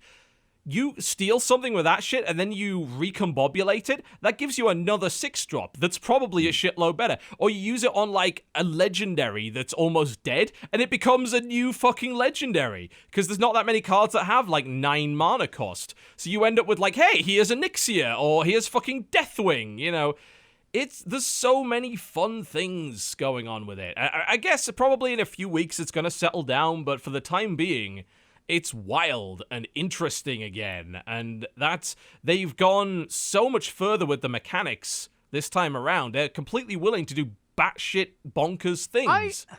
I feel like I'm having the exact opposite opinion, where I think apparently playing in a few weeks is probably better because people will then be willing to try more crazy things. It's awesome. Right now, it is the exact opposite of that for me. Every game I've played has been the exact people using old school net decks and trying to wreck everyone who's trying anything new and fun. And yeah, but I've crushed crazy. all of them. It's great because these old school fucking net decks have no answer to a lot of this insane shit that I'm throwing out. It's brilliant. Maybe your deck's just bad. Priests are still way overpowered, and everyone's still using the exact same net deck. I beat every priest I played today, every one of them. Well, I didn't spend $12,000 on 240 cards yet. And in fact, when I tried to log in, it wouldn't let me buy cards. It wouldn't even let me into the thing to buy cards. So I'm sorry to hear about how casual you are. I say to you that I would wait if I were you. Fuck that. This whole All influx in. thing, garbage. It's not all working. in. I strongly disagree. Strongly disagree. I have my Mech Warrior All in. deck. It's awesome. All mechs. Don't go Really all cool. in. Don't wait a week. I got my Stealth deck. I got my Pirate Rogue. They've got new pirates. There's Wait a a week. card. There's a card for 2 mana. Wait it's a a week. 4/1. Don't It's a play right now. 4/1. Wait a week. And you play a pirate and it goes invisible. And there's a That's card. stupid. Wait a week. It's a 2/3. It's for 2, and it's a ship's cannon. And every time you play a pirate, it randomly shoots at another minion and does 2 damage. It's awesome. All in. All in. I'm gonna say Dodger probably hasn't touched it once, so shut up. I'm also gonna say wait I a played week. it a bunch at BlizzCon. I haven't played it Wait- because I wasn't wait a able to week. get in. But yeah. Anyone in chat who's like, you don't know what you're talking about, Jesse. You're the assholes who, when TV makes a video, are like, you did it wrong. Oh, Go I fuck had plenty of yourself, that chat. this morning. I don't care about you. Plenty of that. Oh, I've So seen you're it. not doing Get it outta right. here. outta here, That's chat. that's I'm right. Hearthstone. You're You're just wrong. gonna deal with that. Why am I Northernlion, right? you 'Cause you I'm stopped on doing this Hearthstone, thing, didn't you're you? Well, was it because of the backseat gaming? Be honest. Like, was that the reason why? Yeah, like this conversation thus far, it's been like a year and a half. Oh, not a year and a half, but probably like 8 months since I stopped playing Hearthstone. And all these words that are coming at me, I'm like, I get that. Like, I remember that, but I haven't played in so long. And it really is because that community, it just got like 1 notch too hardcore for me, which basically means the average player became better than I was. So when I started to play, I Right. got frustrated. And the comments Dude. are insane, especially because they're often right when you're talking about a player that was at my level. So I need like a casual Hearthstone league where we enforce ignorance. Like if you have somebody come and they beat everybody, then you got to be like, you search their bag and be like, well, you're reading the Hearthstone magazine, getting like Trump's analysis or something like that. You're kicked out. I need that kind of You've been watching enforced streams. I know you idiocy. have. Yeah. How many Hearthstone streams have you been watching? You can't be in this league. I saw you follow Trump's yesterday. The thing is that shit sorts itself out really nicely in the rankings. That's why I like playing crazy gimmicks, because like I just like to see how far I can climb with something that's clearly suboptimal but is fun. And You I gotta don't get mind like not being you gotta high get rank. pooped on though. Like the Sometimes, first but I'm like- but when you win, it's awesome. It's like winning with Dan in Street Fighter. Every It is. win's It's worth exactly 10. like winning with Dan. Yeah, I think I that's can't an do that. accurate way to You put have it. to play Dan. Yeah, but Dan's that's the amazing. problem. Dan's awesome. You fucking kidding me? You can do don't- you can do super taunt cancel into actual super. I mean, I don't play Street Fighter either because that is like a Hearthstone but 10 times worse. Online, I think I've never won a Street Fighter 4 match. I bought it in like a Steam Played sale, played hundreds. 30 hours, lost every match. Hearthstone is similar for me. it is. Hearthstone is very interesting though in the way that I have never seen a game that has that much backseat gaming. And like backseat gaming is obviously very pleasurable to some people. Like they really like it. And I think that's like why a lot of the streams are so successful. I mean, fuck, you know, you go on. I think it was the top game on Twitch today. It probably Yeah. still is actually. Oh well, that would make sense. Yeah, it's 115,000 concurrent viewers. I think over half of them probably on a Mars stream. Yeah, 53,000 people watching on Mars, 25,000 people Wow. watching Trump. I had 29k earlier. Colento's got 9k, 8k for Reynad. It's 29K barf. yeah, What the fuck? I did all right. I was mostly opening packs. Did okay. Did all right, but it's an interesting spectator game, and half of that is like nitpicking the person, like spotting the plays that they missed. I straight up put my chat in timeout last time that Yeah? I played Hearthstone. Yeah. I was like, because I had Hearthstone here and then the chat box right here, and they got so mean, I just put them over here and didn't look at them for a while. And when I brought them back, they were like, "Are we not in timeout anymore?" So I was like, getting too mean, getting too rude right now. Going over here. It definitely takes a lot of getting used to. I stopped reading the Hearthstone subreddit threads like whenever one of my videos would get posted because I know like most of it would just be people complaining. It's like I think it was last time I made the mistake of dipping into it. I went like 5-0 in an arena, like won every match, and half of it was complaining about misplays. Like, I won! Who gives a Yeah. fuck? Like, I don't know what it is. Like, I think it's because at pro level, because the game actually isn't really that complicated, you end up in a situation where you can make objectively perfect plays like almost all the time. And at lower levels, you don't. And people get used to watching these objectively perfect plays. And then when you don't, you don't do that, people get really upset. So what you're saying is this is pretty much Trump's fault. Mostly. Yeah. So for years, since 1989, I've been saying Trump is a menace, a thorough menace on the internet, and needs to be stopped. And I'll say it again. Hashtag F Trump. That's all I'm saying. Get it out there, kids. Tuck Trump. Wait, just Get it like out an there. F or EFF? Tuck Trump. It doesn't matter what you put. No, it matters Everyone- because you need to make sure that, that it gets trending so that everybody knows. No, it needs to double trend. Yeah. Both of those Then things you'll have can to be abandon the trending. hashtag So later on both because just it became F too Trump toxic. and EFF Yeah, Trump. because you want them both trending. It's been going on so long. It Right. transcends single platform social media. see. This was around when MySpace was around. This was on Friendster and AOL. It was on AIM when it was age, sex, on Bebo? location. Do you like Trump? That's what it used to be. That's what the wire end at the end of those things was. I remember your live journal from back in the day. My live journal, it had photos, evidence. It was him and Bigfoot chilling out in a forest plotting this very moment. You should have opened your eyes. Wake up, America. You should have opened your eyes, but you didn't.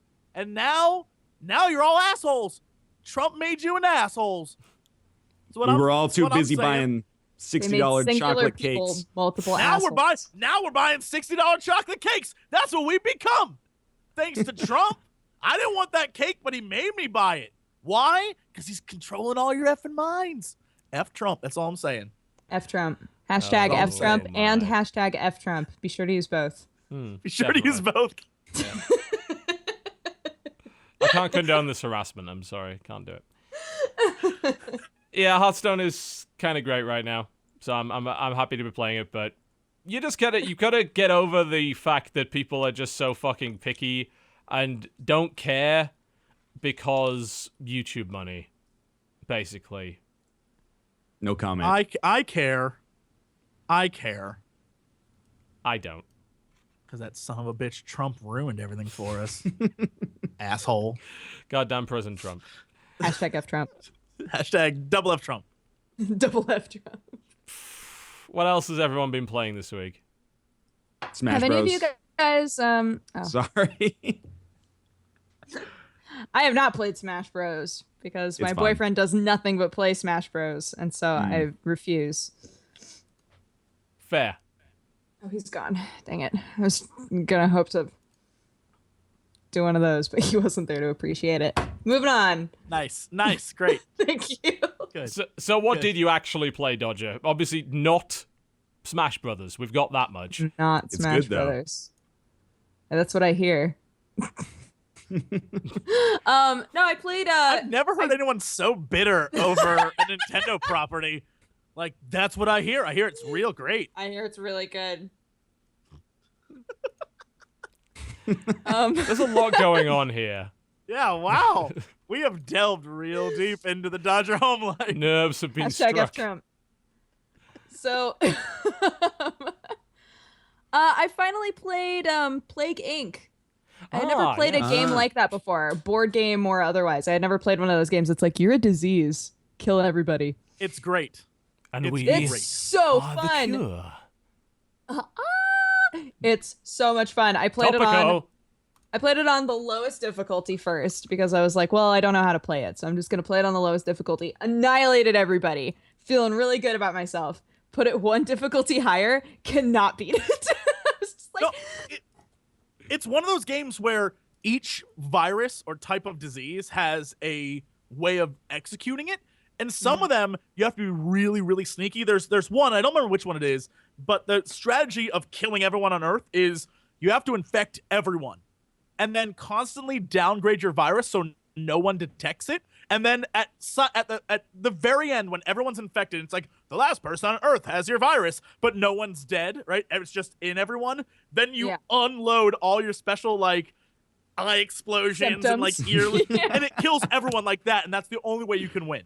And it's one of those things. Yeah, It's like, I only have, well, I have like the basic bacteria, and they're also doing a promo thing with Planet of the Apes. So there's also yes. like the ape bacteria that you can play. yeah. But just playing as the normal bacteria, yeah, there were so many things that I didn't really realize I needed to think about. Like, I was killing everybody. It was going great. Like, the cure was completely halted. I was doing awesome. And then at the end, it was like, you didn't win because I didn't, and people were dying too quick. So, like, there was one country of people that never got hit by the virus because everybody else just died. And I was like, cool, I'm doing so good. Everybody's dying. And then at the end, it was like, nah, dog. There's still a colony of people. There's actually an entire country of people that are fine. It's usually Greenland or New Zealand or Madagascar. Madagascar, motherfucking Madagascar. Madagascar constantly makes it out. The one thing I do love, though, is I constantly get more. I get a bunch of images. I'm going to go find one. But it's all these people, because tuberculosis is in the game, but they use TB for short. And so, oh my God, every single time I was like, I'm more deadly than TotalBiscuit. Every time I made the jokes. When I last played it, I just named my thing TB. It's like, it works. Mm-hmm. Yeah, I keep getting messages with images that are like, that people keep naming their viruses Jesse Cox. So it's always like, Jesse Cox has infected more people than TB. And my only reply to all of them is, I've also killed less too. I don't know what that means. TB murders many people. Imagine how I feel every time I go to the pharmacy and there's a little thing on the side that says free TB test. I'm like, no, I'm pretty sure I know who I am right now. I'm good. I don't need that. The last time I played Plague Inc., it was early access. It might still be. It but still is, but it's come on a lot. It still is. That's what I was going to ask, because when I played it, I just created a disease, and it had killed like 1 billion people, and then I would click on the country, and it would be like, business as usual, business as usual. I'm like, man, there's like 100 million people that died in China this week. That's not business as usual, I hope. But there's just like pictures of people like walking to work, like waving at their neighbors. Like, good luck, I guess. Okay. Yeah, I played it on iPad originally a long time ago when it came out, and everyone's like, oh, this is just a rip-off of Pandemic, which, I mean, it was. It is, yeah. Yeah, I mean, it is, but it's evolved a lot further past that now, because it's one of those unfortunate situations where Pandemic was a free web game, and then someone came along and said, oh, what if we made something like that, but we got people to pay for it, and then it got popular, and by the time Pandemic kind of realized what was going on and made their own iOS version, it was already too late. Like, the virus of Plague Inc. had spread. Well, Pandemic is originally a board game, right? It's two different things. Pandemic, the board game, has got nothing to do with Pandemic, the Flash game. Like really? Yeah, interesting. Nothing to do with it that. at all. Pandemic, the board game, is a resource management game. Like, it's a meeple game, basically. Like, you're moving meeples around the board. I actually don't like that game. I've played it a few times, and I like the subject matter, and I find the execution very boring. But Pandemic, the web game, it was something else entirely. Like, in Pandemic, the board game, you're fighting the disease.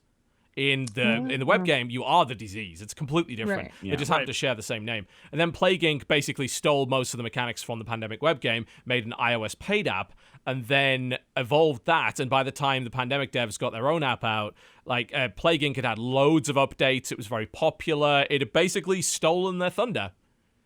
So it was I mean, that happens on iOS quite a lot. I mean, it was I think Muffin Night did the same thing to Super Crate Box, and that was fucking sucky. Because, like, Muffin Night basically straight up ripped off Super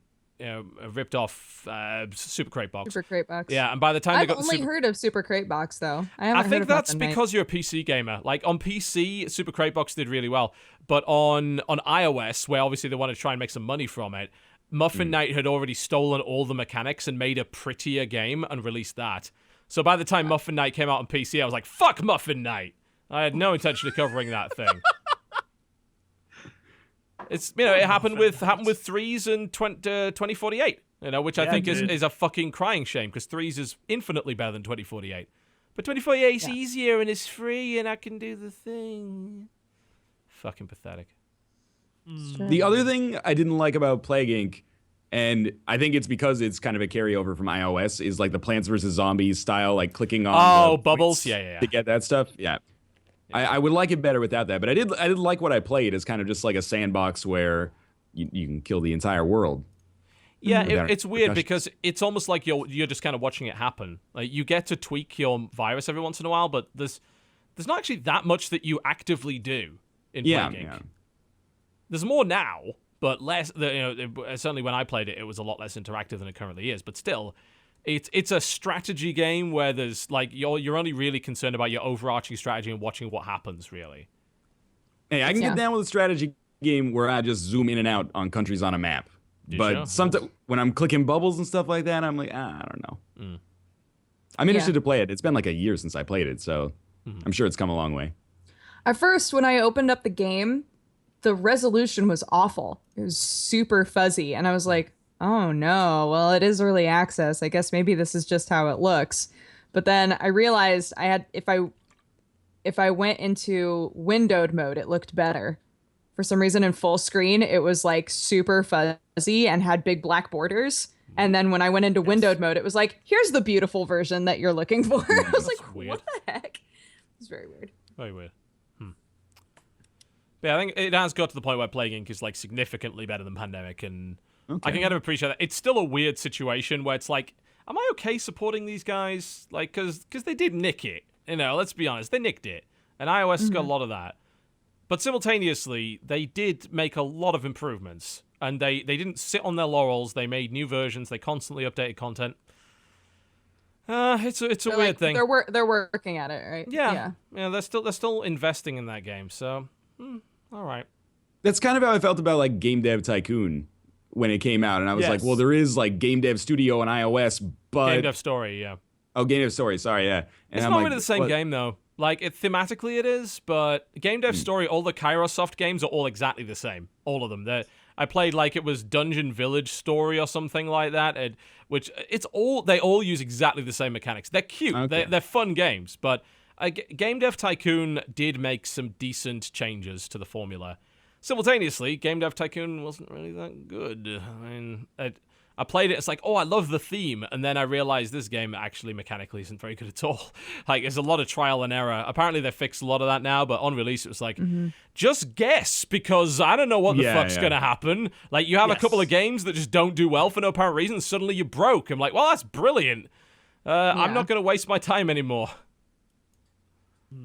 What else have you been playing, Dodger? I played a platformer called Wings of V. Oh, okay.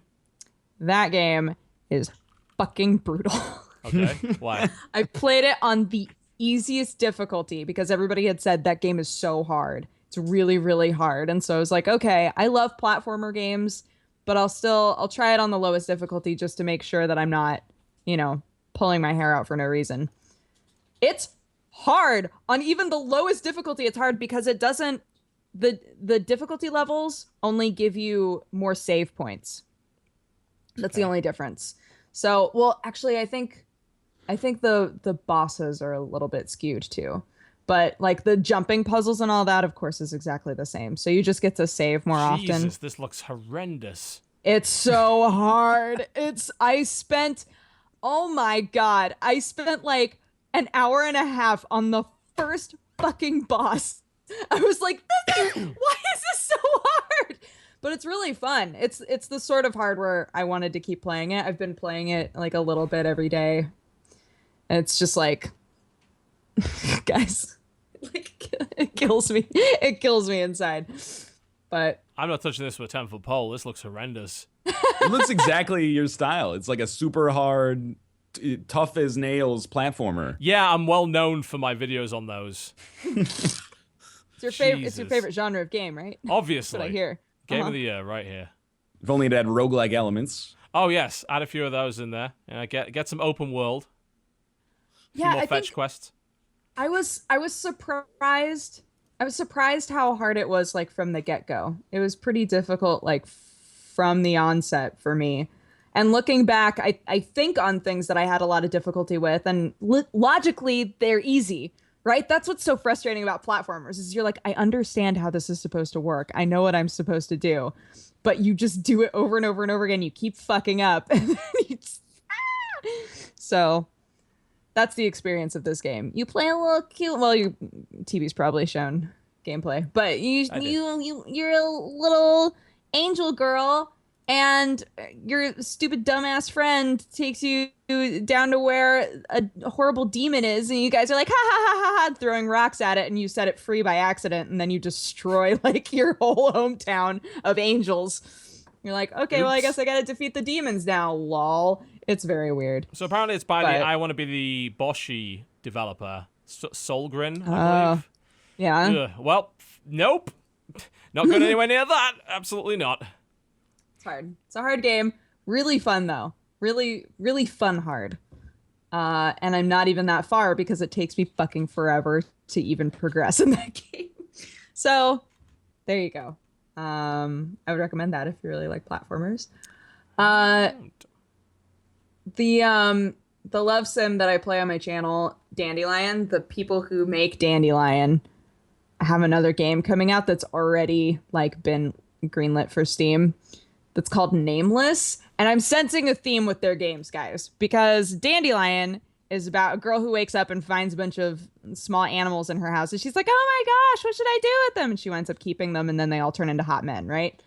So then Nameless Nameless is about a girl who collects dolls, and a bunch of her dolls one day turn into hot men. I don't understand. So I feel like all of their games are going to follow that theme. But I played the demo for Nameless.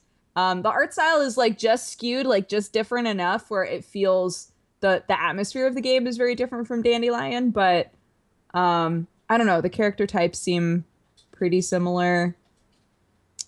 It might be fun. There are 2 demos though, so you can really try it out if you're into Otome games. It reminds me of that like Patrick Stewart joke from Extras where he's describing a script idea and just no matter what happens, it always ends with a naked lady. Like it could be like, right. she tells me not to ride my bike on the grass, and then I wink my eyes and all their clothes fall off, and then I ride my bike away. It's kind of like that. It's like, all right, we're gonna make a new game. This one is going to be about a lonely girl who lives by herself because she doesn't have a good relationship with her parents. And then something turns into hot men. What could turn into hot men? It's like the same formula every time, right? It's like, okay.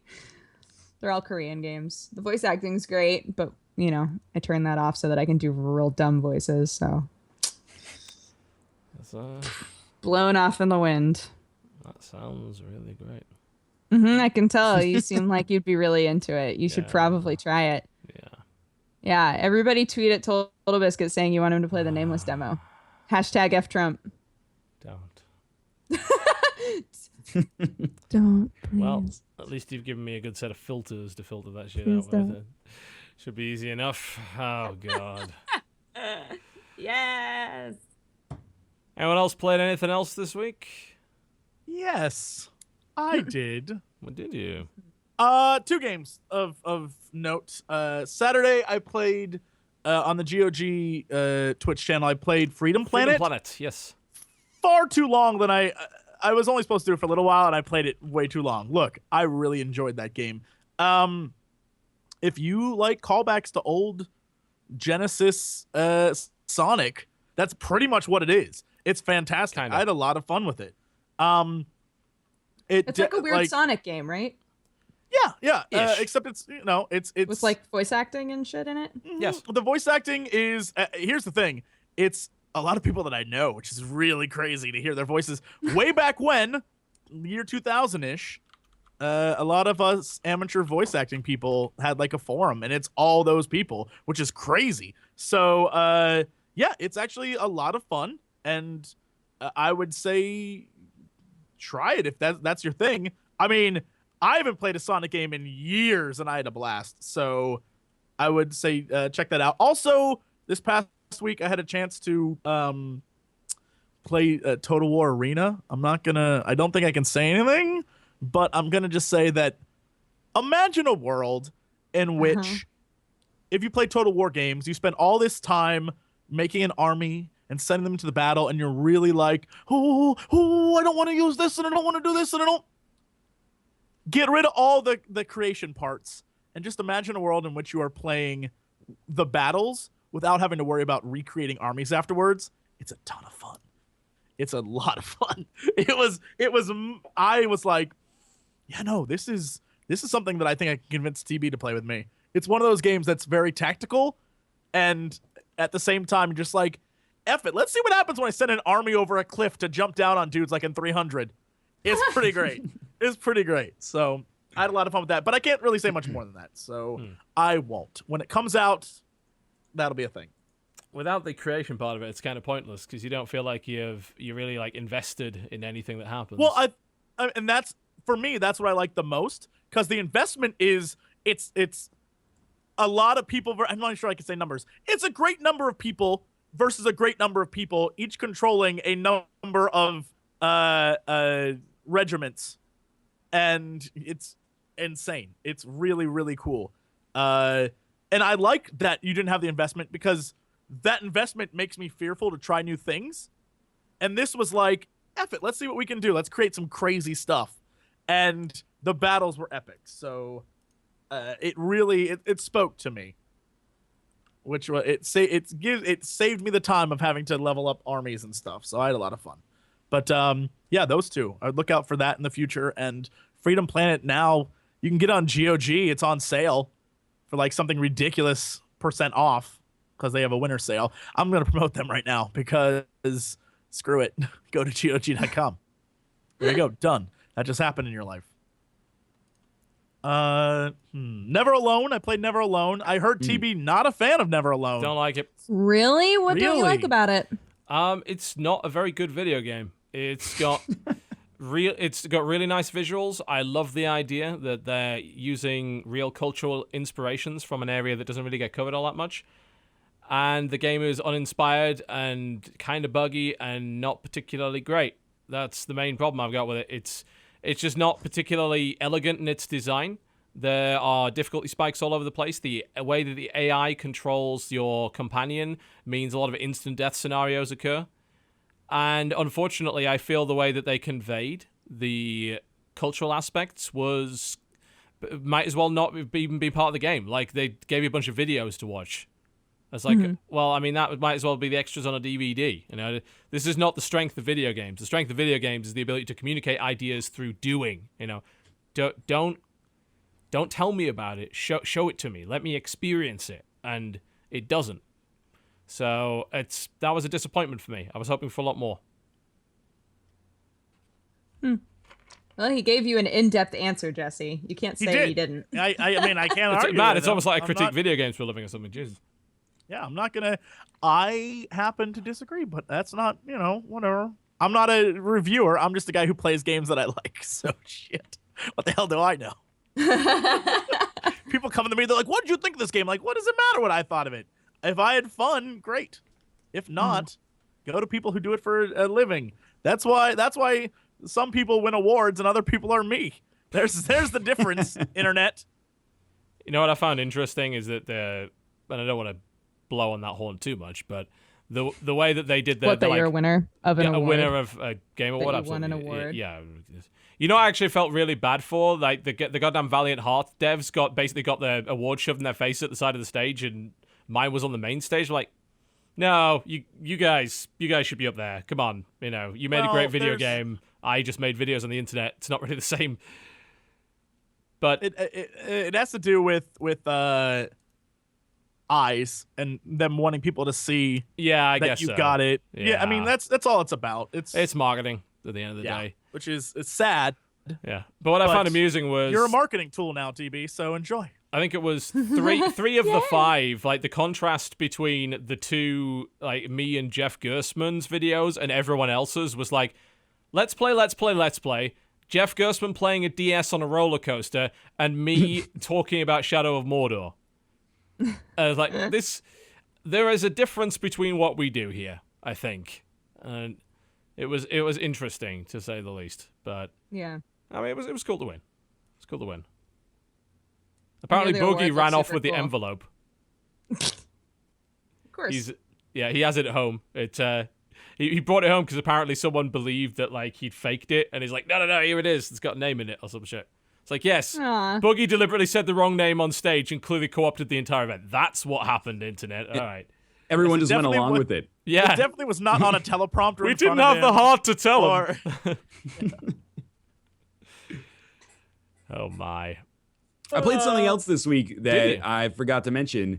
And I Yes. want to because I think a lot of people have not heard of or played it. It's a point-and-click adventure game called Lumino City, or I have heard of it because it Luminosity. looks interesting. Yes, the whole game paper. is made in this kind of real miniature form, and then they film it, and that's how they get the environments into the game. So it is kind of like, if you wanted to be really reductive, it's almost like an FMV style thing where you interact with real footage.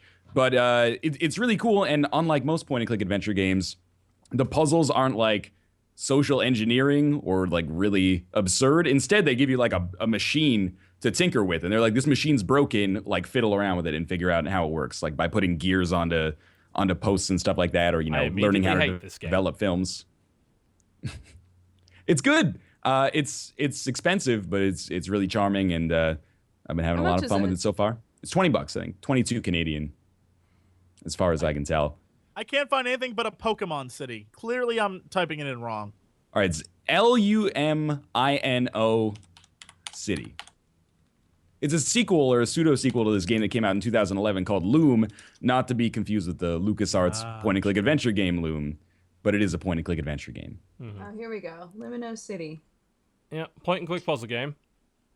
I mean, aesthetically it looks nice. Don't get me wrong, but this is a lot of the draw sort of is the aesthetics, but I don't normally like point-and-click adventure games that have kind of like traditional, kind of like LucasArtsy solutions. I much prefer this, where it's like, here's like, figure out how to get electricity from this box to this box, basically, by using some citrus.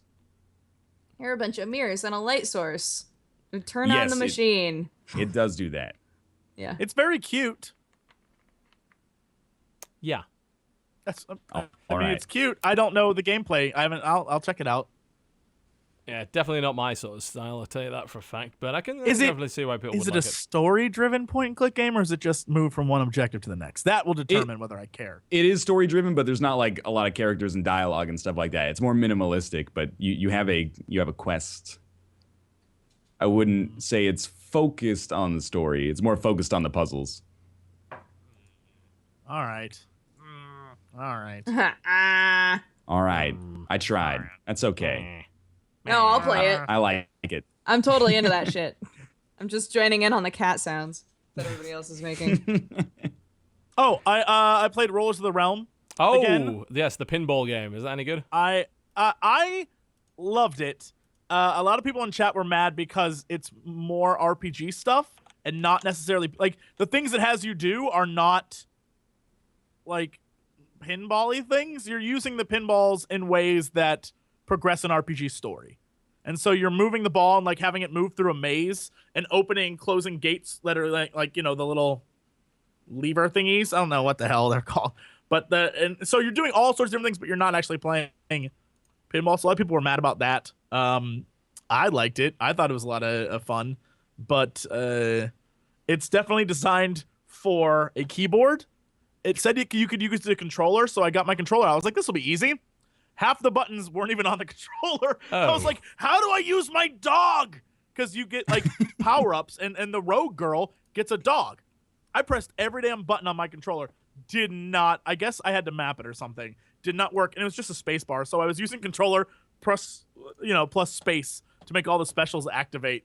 But it was flippers. Thank you, chat. The flippers.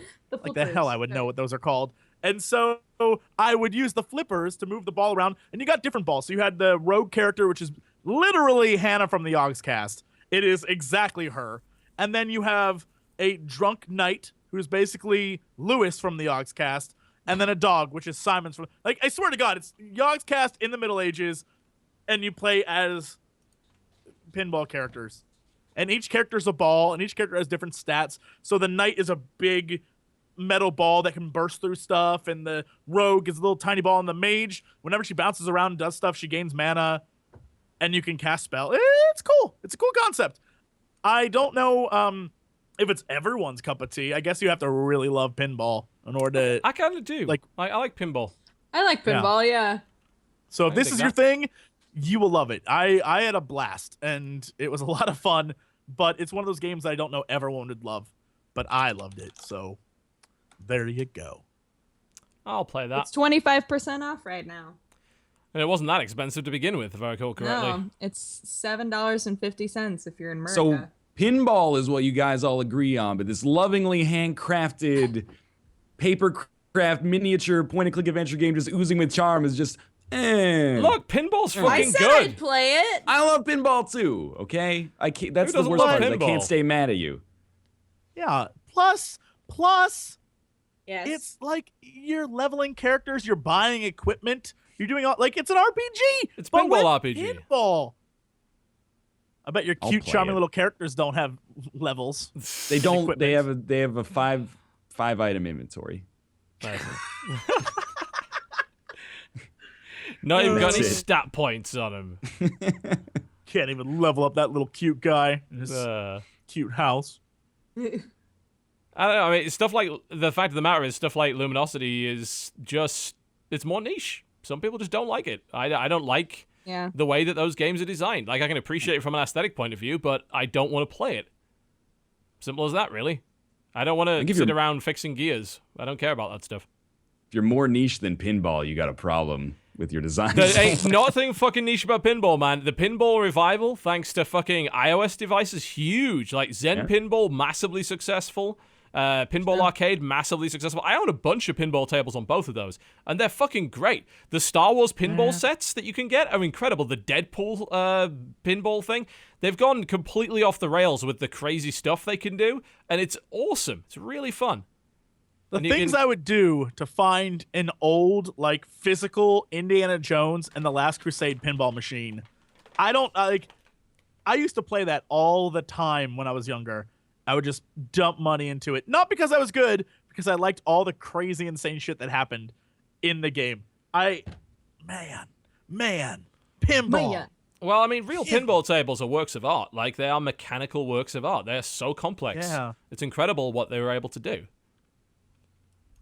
So good.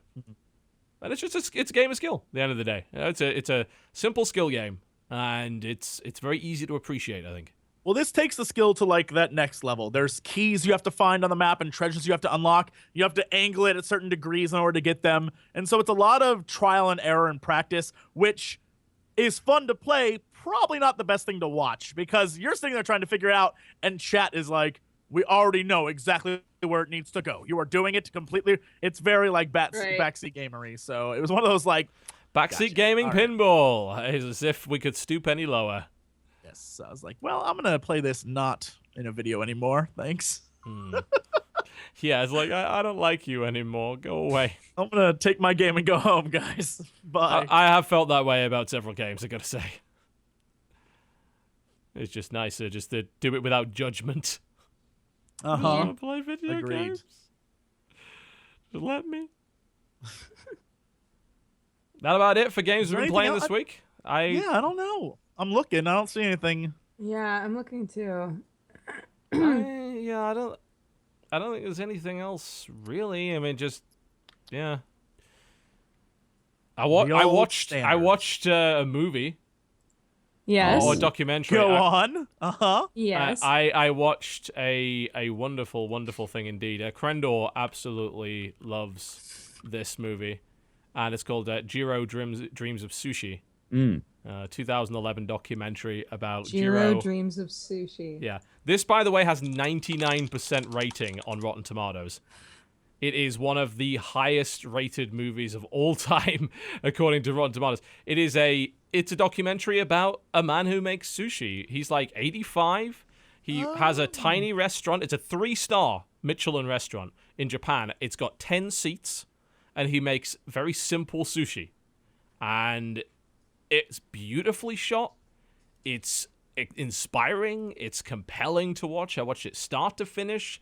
I don't even like sushi. I don't fucking like sushi at all. It is a wonderful documentary. It's so interesting. And the guy is just, you can respect him. Like, he's committed his entire life to being the very fucking best at something. And that is really awesome. Like, they even have a word in Japan for people like that. I can't remember what it is. It begins with an S. But Isn't that what they would do? Like, this is entirely generalizing, but isn't that like what they would do for tea and craftsmen and like the people who like I'm going to be the best at making a cup of tea. I'm going to be the best guy who makes this specific weapon. I'm going to be the best guy who does the like. I know exactly what you're talking about, but it's like a big Japanese thing. It's not sensei. It's like sentaksu or something like that. I don't know. That's it. Shokunin. Shokunin. That's how to describe it. It can literally be anything. It's like this one thing I'm going to be the best at. I'm going to be the best. I'm going to commit to this. Yeah. That's all. It's like I like this idea that it's like I love this thing so much that I'm so passionate about it that I'm willing to commit my life to it, and all I want is to be better at that thing. Like I'm not using this as a stepping stone to something else. Like I'm not kind of. I am this person. Like this is my life. Like I can get behind that. That's really cool. Guys, all I want to do is eat sushi. Well, we can go to the break and you can go order some. When we come back, we'll be talking a little bit about the news. And you will be forever reminded that the sushi that you will order will be nowhere near as good. What? PlayStation stuff. All the release like videos and stuff. Can we talk about that? We can talk about how much they're going to be visually downgraded by the time they come out. You're going to be watching the Corpseville podcast. Wait. Don't go anywhere. Well, ladies and gentlemen, welcome back to the Co-Optional podcast. I'm going to have to leave for a little while. Because, well, our dog managed to get out of the backyard. Not sure how that happened. We just had the fence reinforced to make sure that didn't happen. He's nowhere to be seen, so myself and the missus kind of scouring the neighborhood at the moment. I need to be at the front door to make sure if he comes back to the front door, I let him in. So I'm going to let you guys talk about the news, and I'm simply not going to be here. It's that simple. Hopefully he comes back soon, and we find him, and then I can get back on with the show. But I kind of got to prioritize that, so... You guys deal with it. I'm going to be gone for a while, okay? Sorry, guys. I've got to go get some shoes on and go try and find this dog, all right? Okay. Good luck. Yeah. And he's gone. All right, let's talk PlayStation. Look, okay. I'm taking control. Did you guys actually watch everything that happened with the conference? Literally I didn't watch nothing. anything. Yeah. There were Oh, I thought he just found it. Like, hey guys, I'm back. I just found it. Hey, did it? Found the dog. Okay, we found the dog. All right, so I don't know even where to begin with this. I think it was really cool, but I'll bring this up to you before we get into like the nitty gritty. What do you think of the fact that this is I don't even know how many. I want to say 8th major presentation of this sort, and it kind of comes along lines of, remember when E3 was like a very big monumental, like everything's at E3, you gotta go to E3 to get everything. It feels like by the time we get to E3 is like, unless it's brand new, no one really cares anymore. Yeah, because there's so many opportunities to learn information before E3 that it's like, okay, I mean, I knew about most of this, you know? Yeah, it's a very weird sort of feeling to be like, oh, it's another giant press conference where a gaming company is going to tell us everything that's coming out on their platform. Okay, PlayStation, what do you got? I guess it's nice for people that like want to go to every convention because I guess there's not much else in early December, like the end of November. But at least it's not in like the summer or early spring season like every other convention is. But yeah. I would be super okay with the idea of like, because a lot of people have been joking, even I've been joking about the idea of PlayStation being like, we're doing our own thing. And then Microsoft being like, fine, then we're doing our own thing. And just everybody, all of the major companies just kind of, have their own whatever that happens. And then all of the major conventions are forced to kind of like downgrade back to being community events. I think that would be amazing. I guess it's because they can control their message more. The problem is in controlling their message, it's a lot more deception. I think that's what TV was hinting at before I ran after a dog. Yeah. Is if you watch the PlayStation footage, it all seemed very much like, okay, what are we getting into? What's all this cool stuff? I don't know. Do you feel like we can talk? Do you feel like it didn't have the same feeling as like Nintendo Direct is the exact same thing, right? But you and I have both talked about how Nintendo Direct feels very fun and like free of the bullshit of conventions, and they get to craft you like this cool little thing that showcases everything they want to tell you. So you felt more.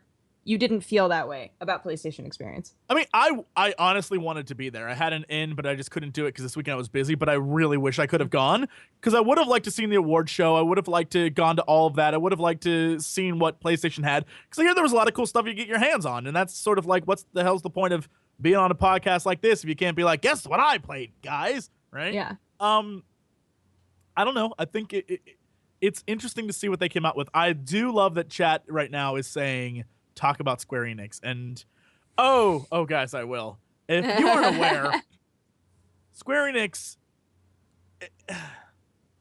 so basically they came out on stage. It was one of those things that was like, we hear everyone on planet Earth would love a Final Fantasy VII on PS4. Okay. And they just gave people Final Fantasy VII on PS4. No updates, no changes, no nothing. And it's, yeah, God bless cameras. They captured the perfect audience reaction.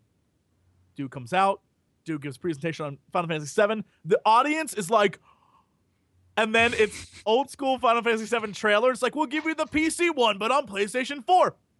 The audience reaction was like dudes on cell phones. Like people just like you lost them. You lost them right there. It was amazing. That was an amazing moment in video gaming. I was like, wow, you guys are the worst. For me, it's like, how many consoles exactly do we need Final Fantasy VII on? I don't need it on PlayStation 4. I can play it on literally every other console I have, including my computer. Exactly. It's like they have milked that teat dry. Right? I don't. And the whole time, for years now, too, they've been like, maybe one day we'll remake the whole game. And I'm like, that would be interesting. That would be an interesting thing. It's never gonna fucking happen, but that would be an interesting thing if you ever chose to do that, rather than giving us the exact same game over and over and over and over and over again. Yes. That's how I feel about the virtual console, too, when Nintendo's like, Donkey Kong Jr. is coming out next week. And I'm like, I could play that 15 years ago if I wanted to. Or in Smash Bros, I started to explore like all the other menus, and it's like, play the games that the people in the characters in the game are known for. And it's like, Donkey Kong, 2-minute demo. Like, we don't want to kill the golden goose on this one. You can't play more than 2 minutes of Donkey Kong, or you might decide that it's not worth buying right now. Like, we're going to give you like a minute and a half of Super Mario World. Then you can go buy it on Virtual Console if you want to.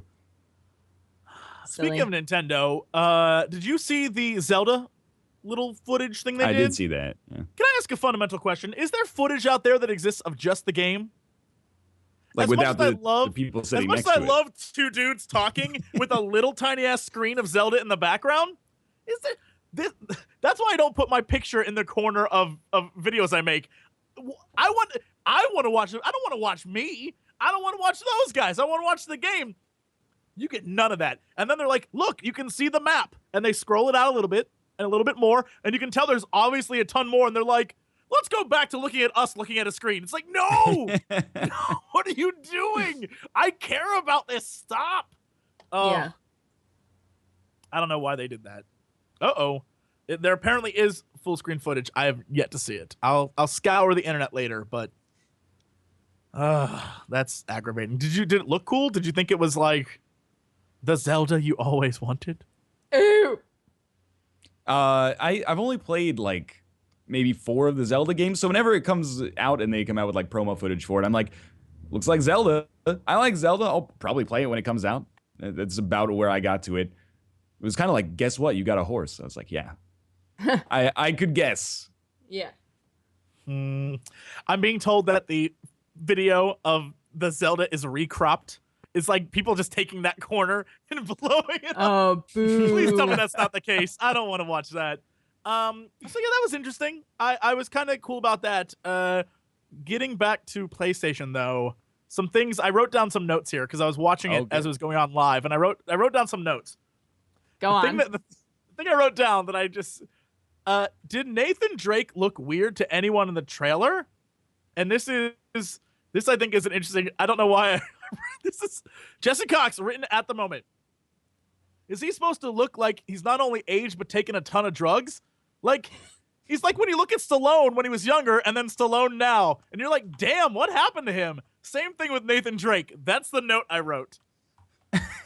Go watch the trailer if you have time. If I was in control, I'd put up the trailer. The Nathan Drake looks weird. He doesn't look like Nathan Drake that I remember. Like he looks like I wouldn't say more grizzled. He just doesn't. He looks like an actor playing Nathan Drake. It's a very He's had strange. some work done. Yeah, he doesn't look right.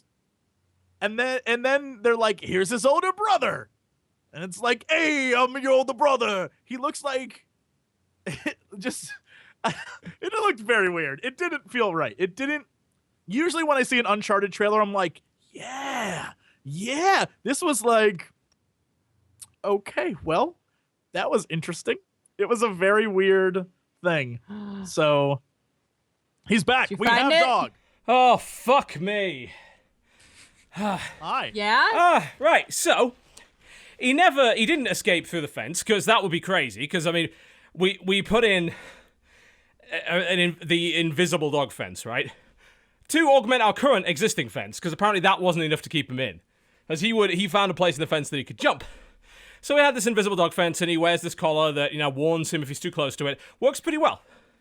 But we also enhanced the fence, because I believe he's a stubborn bastard. He never got over the fence. No, my mother-in-law let him out, as it turns out. Accidentally, had basically opened the gate when she was bringing some shopping in, and he slipped out through the legs, basically, and since, he has absolutely no respect for authority whatsoever, ran off. So, we chased him down eventually. God damn. So, moral of the story is, when your mother-in-law says, well, it's so expensive to live in an apartment on my own, Kevin, you've got all this space, can we just kind of move in? Say no. No! There you go. That's the moral. I agree. Fundamentally agree with that moral. So we've got the dog back. good. And now What happened to the mother-in-law? Oh, I want to know. she's being subjected to the most cruel and unusual punishment imaginable. She has to go to my son's band concert. Yay! He's been playing clarinet for a month and a half. Nice. Yes. Yeah. She will learn. Yeah. She will learn this lesson. At least it's not the recorder. God, those were dark The days. sound of 1,000 squeaky, out-of-tune woodwind instruments. The cacophony from the hells itself. Summoned from the great abyss. A sound to end universes. And she will have to endure it. And I That's what they're said, talking about the fuck end of the off, Bible. I'm doing my show. And that makes me sound like a terrible human being, but I actually... We agreed all this last week. I'm not going to this one. So Oh, fuck off. I'm don't doing my worry, show don't worry. thing. It's not like it's like, oh yeah. No, we agreed that I was not going because doing the show. Blah, blah, blah. So what did I miss? Was it fun? Yeah. We started talking about PlayStation and how we started with whether all these things are killing E3's vibe, about how everyone's doing their own stuff and if it makes E3 less important. Good. And then I'd be okay with that. E3 is That's what I silly said. and not very good and a waste of everybody's time. Like, yeah, do your own thing. Absolutely. Spend as much time as you want chilling your games. we hit up Square Enix and how they're awful and continue to be awful. And how Yes. they were like, here's Final Fantasy VII. It's the old one. For It's PlayStation the 4, port. They second ported the PC version, didn't they? Yes. If I recall They're correctly. idiots. It's so They're awful. stupid. They just keep doing the same shit. Over After and everyone over says, again. yeah, we want to remaster. No. You don't want that. No. We're going to give you this. I'm sure you'll be fine with it. Then we started getting into Nintendo a little bit and You blitzed Zelda's through thing. this shit. Wow. No, we jumped around. We went back to PlayStation. We went to Nintendo and Zelda and how we were trying to find footage of the actual game and not guys just playing the game. But Yeah. that doesn't exist. There's just cropped versions of what was on the screen. Zelda? Well, I mean, the big bit of Zelda was at the end of the Game Awards, where they had just had They had Miyamoto and the other guy just playing on that Yeah, screen. and that's what we were talking about. And I was like, is there actual footage of the game? No, they decided to do it that way for no apparent reason. No reason. Yeah. I don't know why.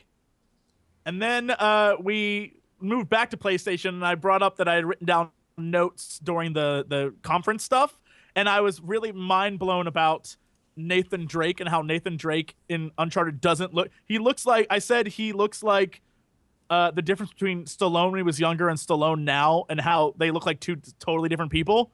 New Nathan Drake doesn't. I don't know if it's like an Uncanny Valley thing or if it's just Nathan Drake not looking like it.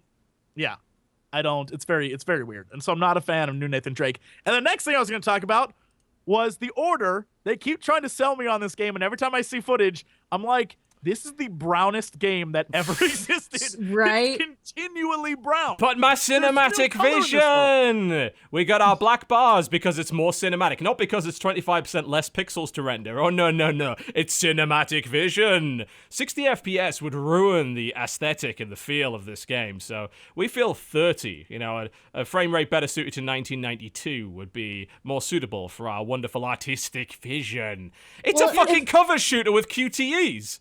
Yeah, no, it looks like watching the gameplay, that's exactly what it looks like. They have yet to show anything that makes me be like, damn, that's game changing. It's a showpiece. That's all it is. It's a fucking showpiece. You're exactly And Dodger right. seems like she really wants to share her opinion on said showpiece, so go for it.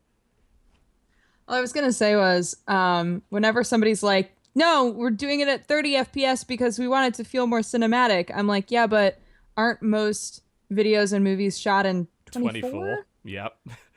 So put it to 24. Oh, if you really want to commit to this. Oh, yeah. Which you don't, go the whole hog. But Don't if be a you pussy really about want it. to commit to this, Come on. yeah, do 24, right? Yeah, they tried to explain that when they did that. I was like, 24 didn't feel right, but 30? Yeah, it's those extra 6. That's what really did it for you. Yeah, okay. No, let's be fucking honest. It is because this console you're making this showpiece for that has, like, in the demand of console owners for graphics has gone so beyond reasonable that you have to compromise in every way.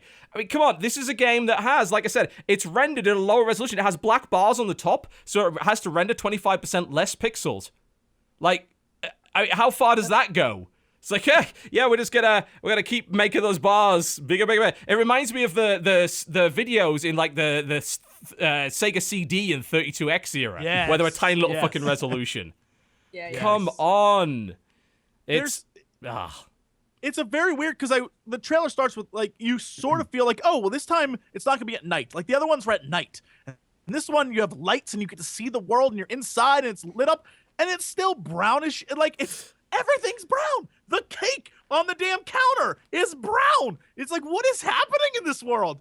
I have no. 1886 was just a really brown year. Yeah, it was a very brown year. If you weren't there, you don't know. I mean, these are based on real historical werewolf battles, guys. You know? Here we see this giant enemy crab. But with that said, the opposite end, when they've I don't remember whether it was the award show or it was actual PlayStation, when they showed No Man's Sky. I think it was the award show. Yeah, maybe. Whenever they showed No Man's Sky, everyone on the internet lost their shit and tweeted about how amazing it was and how it was mind-blowing. I'd like to point out to everyone who lost their minds, it's colorful, but we saw no actual gameplay. It was just graphics with an overlaid UI to make it look like you were playing the game. And I honestly was more confused after it was over. I was like, I don't know what this is. Nobody knows what it is. I have no clue what it is. They still don't know. Like, it's been like a year since they put this shit out, and still no one has any fucking idea. You fly around and there are planets. Every website I went to, a gaming website, was like, this is it. This is the next big thing. They're idiots. Like, it doesn't exist. This is not a thing. It's not. Stop it. No, they are idiots. Like, I'm sorry, the hype over No Man's Sky is ridiculous. I love Hello Games as much as anyone. They made Joe Danger. That game was amazing. Love it. But this is not a thing yet. Like, we have a vision and we have no idea how to properly execute it. Not only that, but if people think that looks impressive, one, play fucking Elite Dangerous or Star Citizen sometime, because that looks way better. Secondly, the pop-in is insane. And people were like, oh no, that's the world generating below you. No, that's called pop-in, you fucks. That stuff appearing out of nowhere as it's rendered as you go along. And the view distance is about 5 fucking feet, apparently. And I get it, it's not done yet. Not done yet, totally. But quit freaking out. Like, be a bit more realistic. This is the same shit that people pull and they invariably get disappointed. Come on. When we know exactly how this game works, when we know exactly what it's for, when we know what the game mechanics are for, then we can start getting a bit excited. Yeah. Despite knowing nothing about it, and disclaimer, it could come out and be amazing and totally game-changing, but it has to be now because of the amount of hype that's been generated for it without knowing anything about it. And I'm not going to say that that's unfair to the developers because they're going to profit immensely off of the fact that this game is being pushed so hard, but they're in such a position. It's got to be tough. If you don't deliver something that's truly mind-blowing, people are going to treat it as if it's a huge disappointment, which it might be. And it probably will be, because expectations are getting to ludicrous levels. It reminds me again of the Star Citizen hype, but there's more of Star Citizen available for you to play right now, and that game looks way better, by the way, because, I mean, the technology behind Star Citizen is basically the most advanced there is right now in the market. It's a fucking incredible-looking game. There's more of Star Citizen than there is of No Man's Sky. And No Man's Sky has been shown for a year, and it's nothing. It's not a game yet. We don't know how it's going to play. It might come out, and eventually they're going to have to figure that out. They don't get to just coast on the visuals forever. I want to know how it plays. I want to know what the progression's like. I want to know what the objectives are. Just flying from planet to planet doing fuck all is not a video game. That's a fucking glorified screensaver. No. Like, tell me what this is. Yeah. Don't be another Spore while you're at it. Yeah, they can make all these crazy worlds with crazy things, but if you don't do anything in them, or it's entirely pointless. Yeah, what's the point?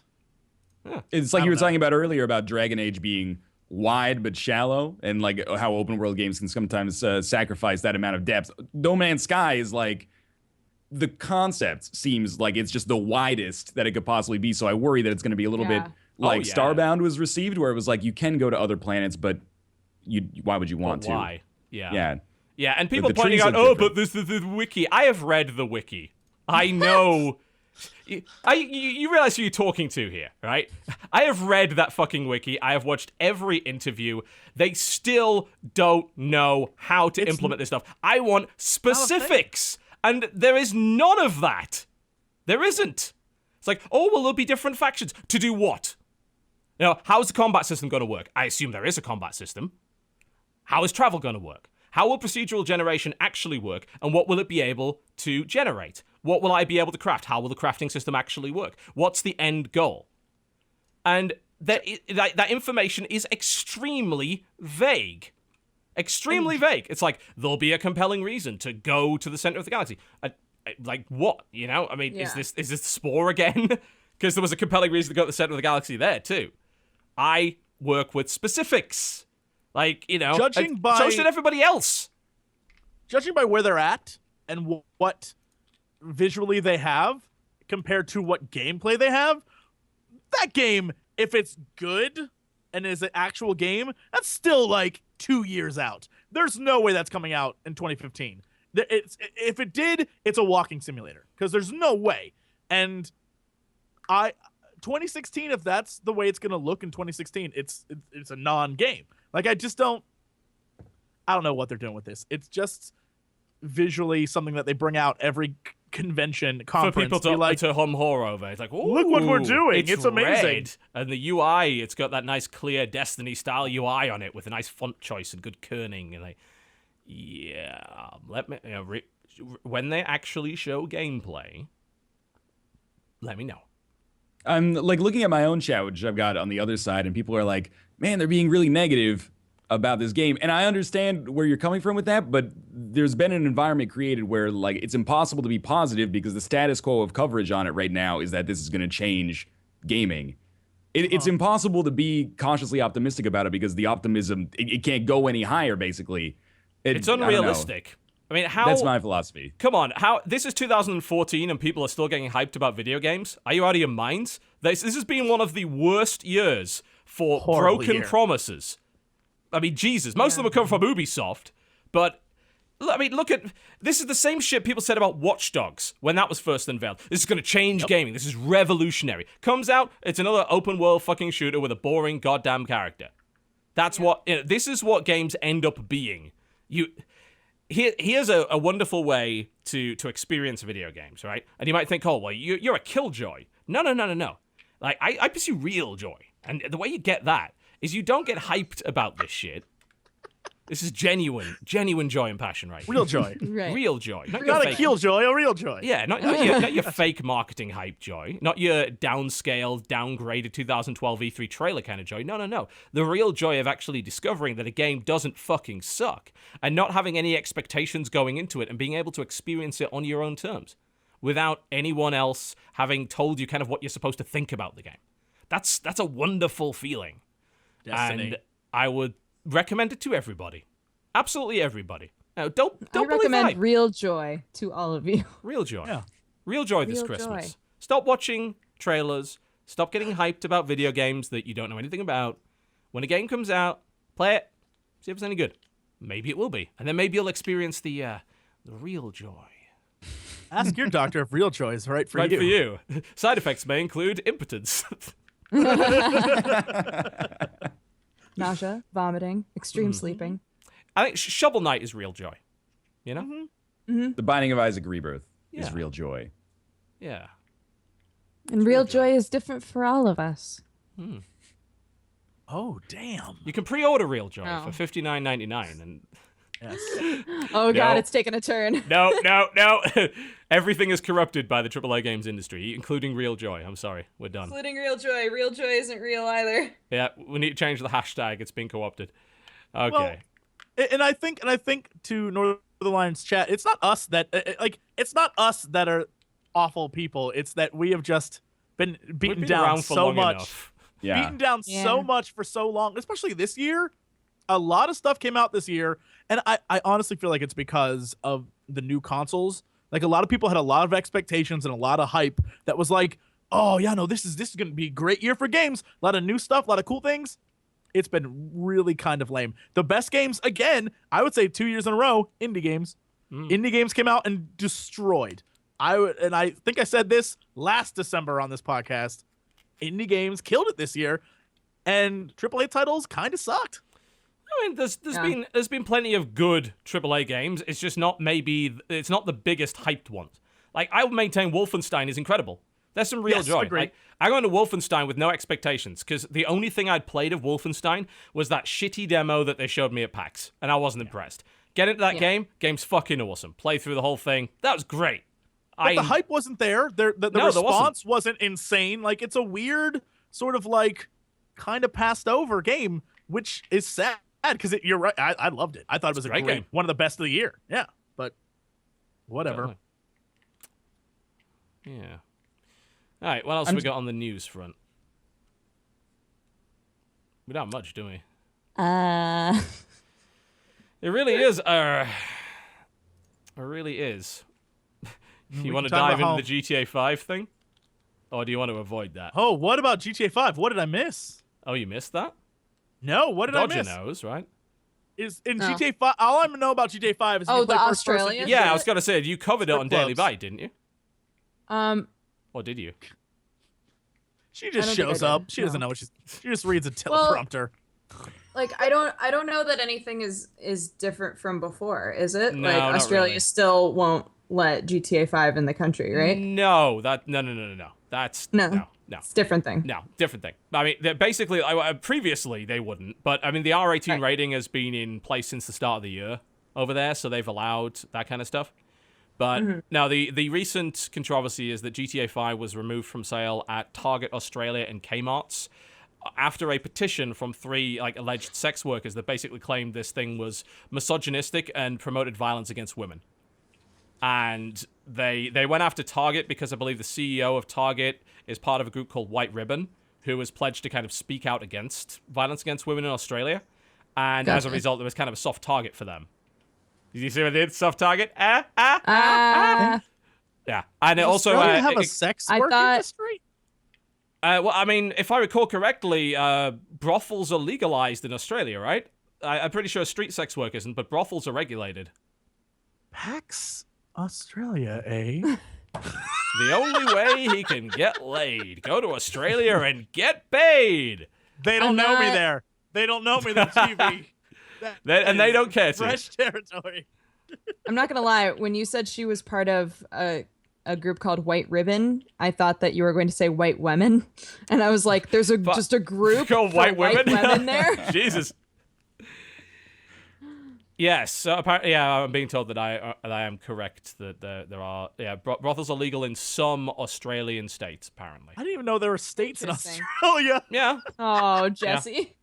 Yeah. I just thought there was city, desert. That's You all don't I know knew. anything. Look, Yeah. all I know is that's all I cared to know. Let's be honest. That's the difference. Yeah, so it's pissed off a lot of Australians. My video on the subject was my most because YouTube does this little thing now where they give you stupid little facts like this video was shared in Australia more times than any video in the last 6 months. That was mine. I did the video on GTA and that was shared all over Australia. And a lot of Australian gamers are pissed off because they fought really hard to get the R18 plus rating. They had to lobby to get that because they were being told, you're not grown-ups. You can't play grown-up entertainment because government says no. So they pushed and pushed and pushed and pushed for years. And they got it. And then a group of people, basically off the back of lies, because that's what that petition is. Like, I've read the petition cover to cover. It is disingenuous as fuck. It is covered in intellectual dishonesty. It completely misrepresents what the game is. It's sensationalist. It's yellow. It is thoroughly moral panic. You know, it is yellow, and I find that just the matter disgusting. Frankly, I don't like moral panic being instigated by people that don't know what they're talking about. You know, that don't have the facts or are willfully misrepresenting them. I don't like liars. Look, I'm sorry, if you achieved your amazing moral goal by lying, then your goal was never moral in the first place. That's fucking fruit from the poison tree. I think we're missing the fun fact of this story that it's sex workers saying, please don't have this game because in the game, dudes are beating up sex workers. Like, they have a valid point. It's their job. Yeah, but you're beating up everybody else, beating too. them up. You know, it's not like you specifically beat up sex workers. It's not like it's a game about beating up you beat sex up everybody. I do. Sex workers what I are do in the civilians like anyone else. You can beat up anybody in the game in exactly the same way. Yeah, but it's you not can only targeting bang sex sex workers, then get the money back afterwards. By Yeah, beating them or up. alternatively, you That's can beat the up civilians and have them drop money. The reason they drop money is because you just gave them money. It's the same way, like if you beat up someone at an ATM, they drop money because they have it. That's how it works. So in Watch Dogs, I stole like the last $2,000 out of a cancer patient's bank account. Whoa! And you're getting on me for wanting to shoot a girl and her sister earlier? I was you playing as Watch Dogs fan. No, you're all just as bad as me. You just hide it very well. Screw you guys. You're all assholes. You're all assholes, and you gave me a hard time, and it would take someone watching 2.5 hours of a podcast to realize what kind of dicks you are. But if they sat through it, they know now. You're fucking assholes. Fuck you. I needed that money to buy an AK-47. Dodger. Yep. Yes. I don't even remember what I was gonna say anymore. I mean, okay. I don't blame you after that, but I feel like this was worth the time. yeah. So. Well, I mean, you know, since you are obviously female, therefore you have to speak for the entire gender. I do. Yes, it's true. You do represent every woman on planet Earth. Yeah. All of them. Yep. Every last one of them. Every single one. All races, all ages. Yep. Absolutely. Yes. All There's women are exactly the same. There's an infographic that was sent to me that was like how to know whether or not you're a privileged person. Oh, and I don't know why, but part of it had to do with height, and it went tall, average, short, and then Dodger. And I was like, why the fuck am I on this infographic? It was sent to me. Jmart sent it to me. You got and trolled. I was like legitimately like looking at it like and then got to the height and I was like, fuck you. Yeah. I am a very non-privileged person because being Dodger height gives you negative 150 privilege points. Yeah, of course it does. Yeah. Obviously, so. I mean, I would like to. Obviously, that's a joke, but I mean, there are blogs on Tumblr called "This Is Thin Privilege." I'm like, fuck you. I'm fat. I'm not jealous of thin people. I made myself this way. Fuck you. Don't start with this shit. I'm oppressed. Help, we're being repressed. I'm jealous of people with good eyesight. I should make a website called Every Gaming Company Out There in the World. Guys, look. Screw you, Oculus Rift. This represents 30 privilege points. If I collect 2 of them, I can hand them in and I get a bonus plush. It's amazing. I can't wear gunners. No. I can't wear Oculus Rift. Screw you. All these peripherals. I can't even wear Google Glass. I can't even be a douchebag if I wanted to be. And I want to be. I can't. I can't do it. Yeah. But anyway, like, please, we're not mocking the concept of privilege. Like, it obviously exists to some degree, but we are mocking the extremes. The extremes that some people take it to. I heard the term Oppression Olympics, I think, is one that's been making the rounds. That's the Oppression Olympics. Everyone's competing in the Oppression Olympics to see if they can get the gold medal. Who is the most oppressed? But back to the topic at hand. Like when you get, sorry. No, I was just like, okay, just go. Dodger gets to talk. You don't. All I was Jesse, going to say, you're privileged. Shut up. If you have the ability to talk about how oppressed you are, there's definitely somebody out there who's far more oppressed than you. Fair fucking point. I was going to go back to the prostitutes. It's like, well, you have a Tumblr account. That's better than 95% of the world's population, so... Yes, you have access to the internet. Congrats. Yeah. Yep. You know what a latte is. There's that. Delicious is what it is. Am I right, ladies? And men. But I was going to say, I like lattes, you privileged fuck. What the hell's wrong with you? I had one this morning. No, I think, but going back to the topic at hand about the game, I think that I feel like they might have God, I can't believe I'm saying this. I feel like they might have a valid point in saying that it's a violent game. Do I think of course it's a violent game? No, but no one was disputing that. I think that they have a valid point to be worried. Do I think it should be pulled? No. But I think that them saying whoa. You believe they have a valid point to be worried about what?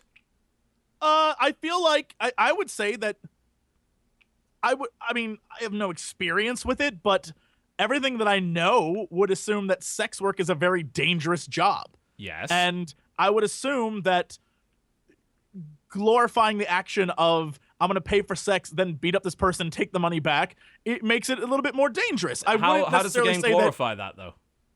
Oh, because it makes it hilarious and fun. Hell, I do it. That doesn't sound like the game glorifying. That sounds like you're glorifying it. Well, the game gave me access to it. It gave me access to something I didn't know I could do. It gave me access to a lot of things. I've never felt the need to do that in GTA. Like, at all. Well, that's because you don't like to have fun, TB. But obviously. That's it. Yeah, definitely. That's the problem. Can't enjoy GTA unless you're beating up some hookers. Am I right, guys? Yeah. But I'm not saying... The thing is that it shouldn't pull the game. It's totally...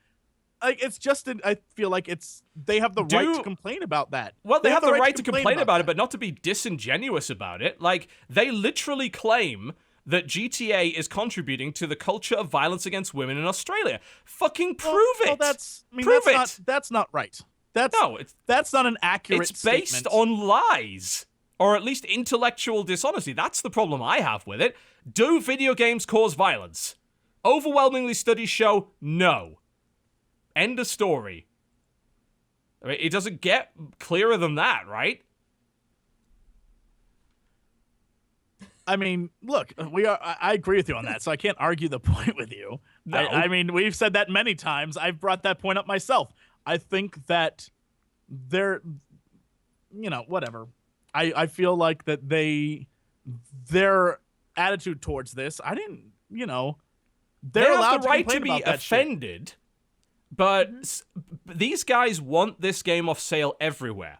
They pick Target because it's a soft target, because of the affiliation of the CEO. It says so in the petition. They want other stores to follow suit. They want this game banned.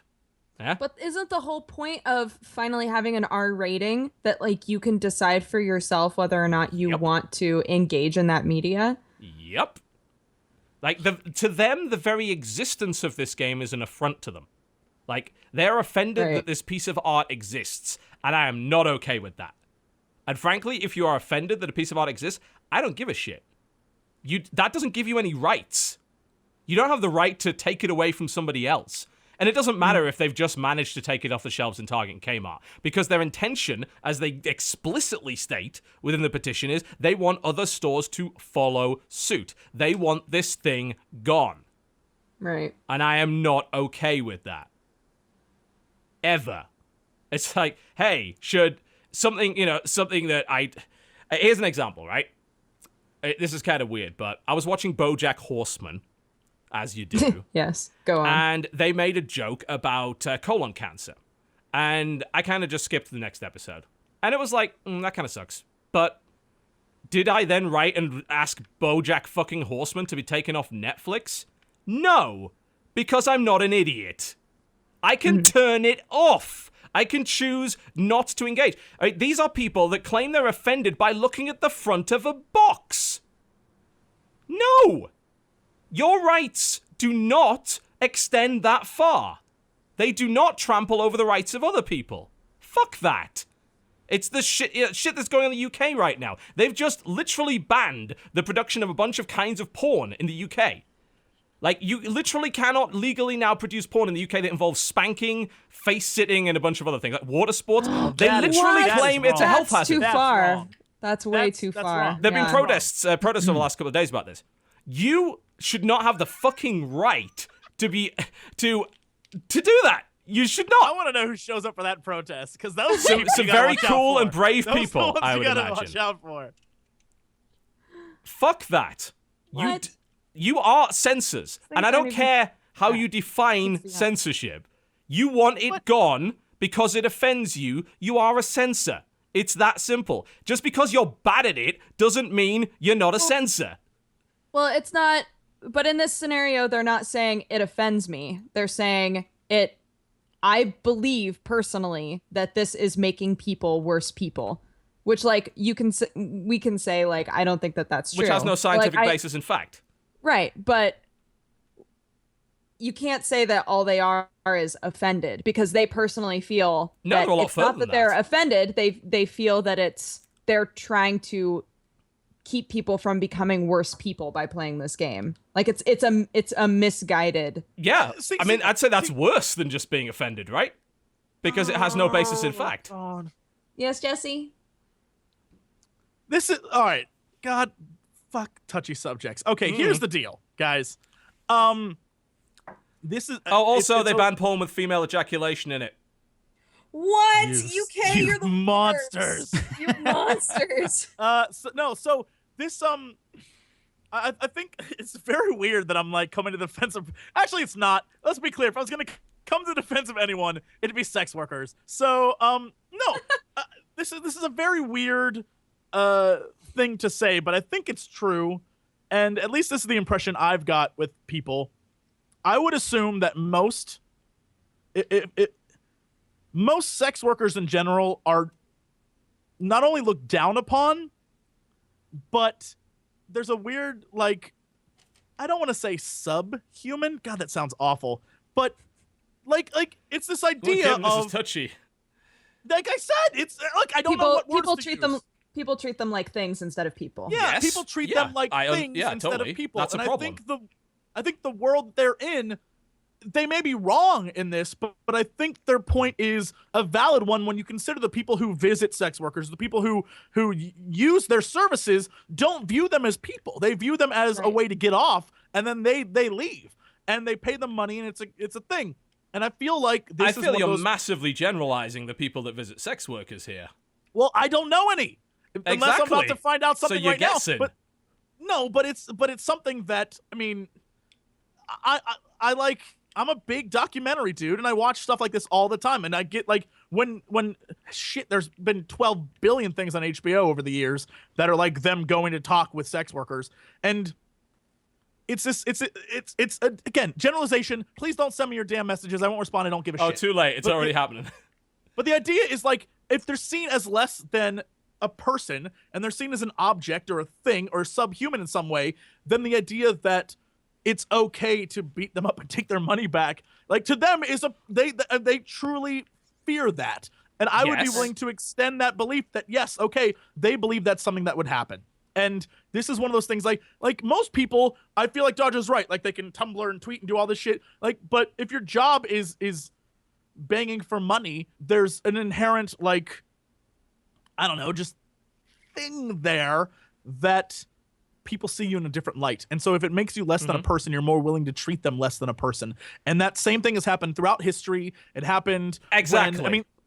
The same thing happened throughout history. But this is not a new thing that GTA has suddenly brought on. GTA is a shitty world. And it represents the worst aspects of modern society. And they fear that, though. They fear what that additional push can bring. And I agree with you. But I don't think it's an additional push. It's fantasy. The real world is far worse than GTA.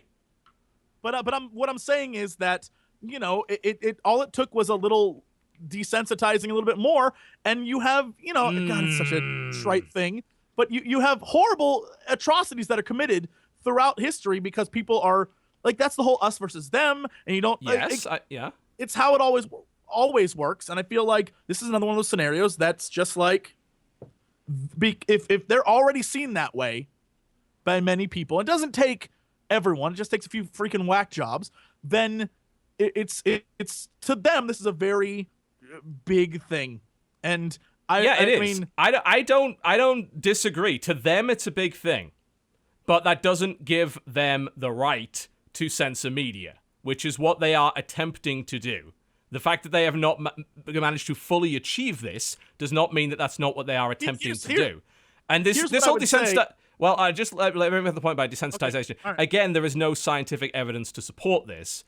This is the idea that GTA is somehow the thing which pushes people into violence against sex workers is ludicrous. There's no proof of that.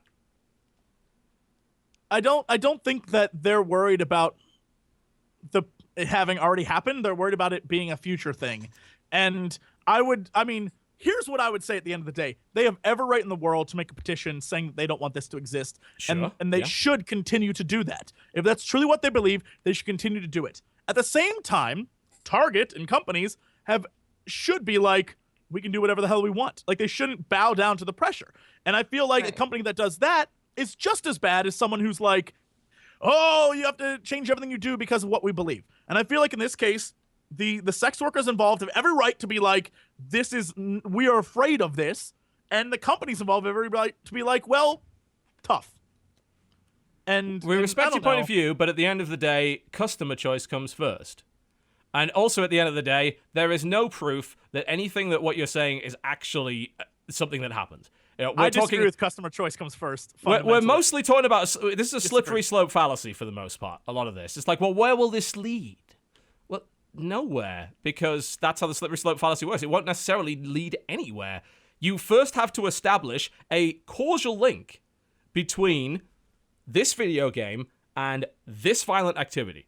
If you fail to establish this, then as far as I'm concerned, your opinions based on that can be safely dismissed because they are not supported by scientific evidence. And I understand if you've had bad experiences in your life, you know, the fact that sex workers are demonized in the way that they are, I think is abhorrent. It's disgusting. The attitude of the UK in particular to them, I find to be morally abhorrent. Just absolutely horrible. And I think that across the globe, that industry should be properly protected, properly regulated. It's the oldest industry in the world, the world's oldest profession, and yet we still treat it like shit. That is ridiculous. This sex-negative, puritanical attitude needs to go the fuck away, because I believe that has a lot to do with it. Because we're talking about treating these people as subhuman. That's what leads to the violence, surely. When you dehumanize someone, you are more willing to do horrible things to them. Where's the root of that? The root is perhaps the fact that sex workers are pariahs in society, and that this view has been pushed for centuries, millennia, that sex is a bad thing, and that sex workers are the lowest of the low. That needs to be fixed. Banning GTA doesn't do any of that. That doesn't help at all. I mean, God. I get upset about this, because I really do, because there are people genuinely suffering in the world with the deep-rooted societal problems that we currently have, and this is what we choose to spend our time on. I mean, fuck. Like, these people don't understand how to fix society. I don't either. I'll freely admit that, but at least I don't fucking pretend to.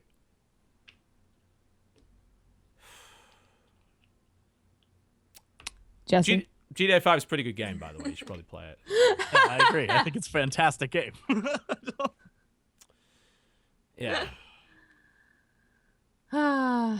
Either way, at the end of the day, the UK needs to allow spanking in their Yes, porn. it does. Because, like, damn, that's you've fuck is wrong taken with away the UK? everything. Like, I mean, They don't get me should wrong. keep UK porn female wasn't that good to ejaculation begin out of with, it, though. but, and female ejaculation. Look, Dodger's I a would fan. join those protests. I would join those protests. Be like, no way. Be good times. Well, that's about the end of the show. Should we do releases and then wrap it up? That sounds like a good idea. Sure. Today, Phoenix Wright Ace Attorney Trilogy came out for the 3DS. Lara Croft did. and the Temple of Osiris came out for PS4. Yep, it's out for PC as well. It's the 4-player co-op successor to The Guardian of Light. It's getting middling reviews at the moment.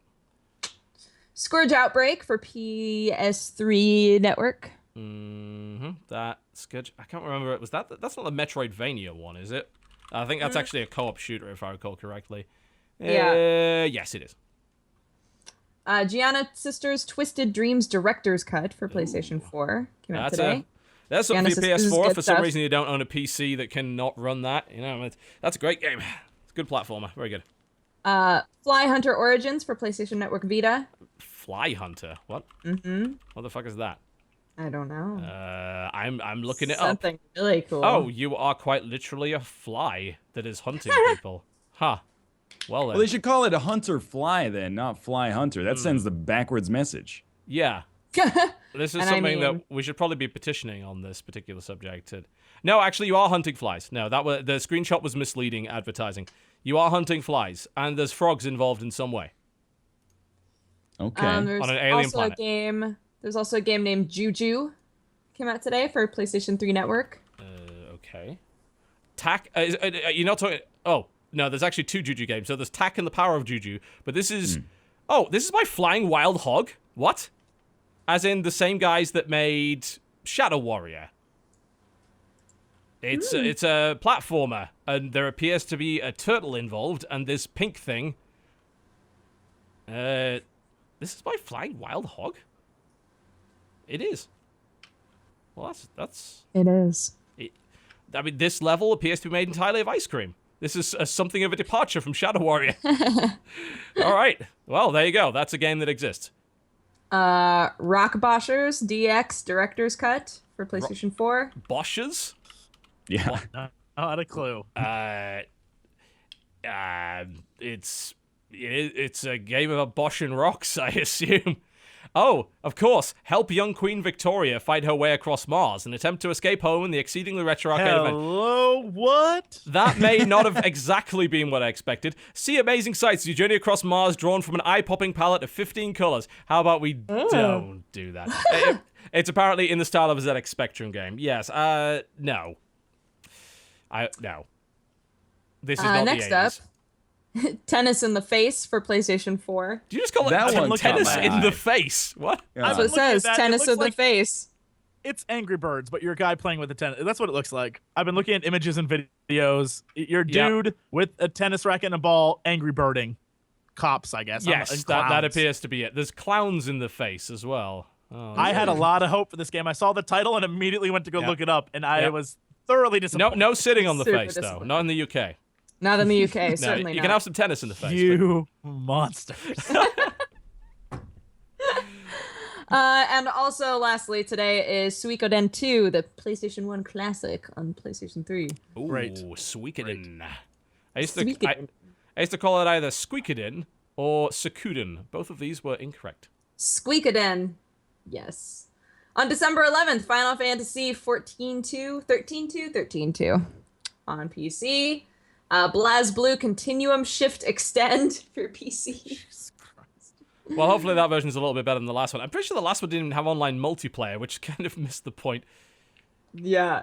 Lucadian Chronicles for Wii U. What? I don't know what that is. How the hell do you spell that? Lucadian Chronicles. Luca? Dian.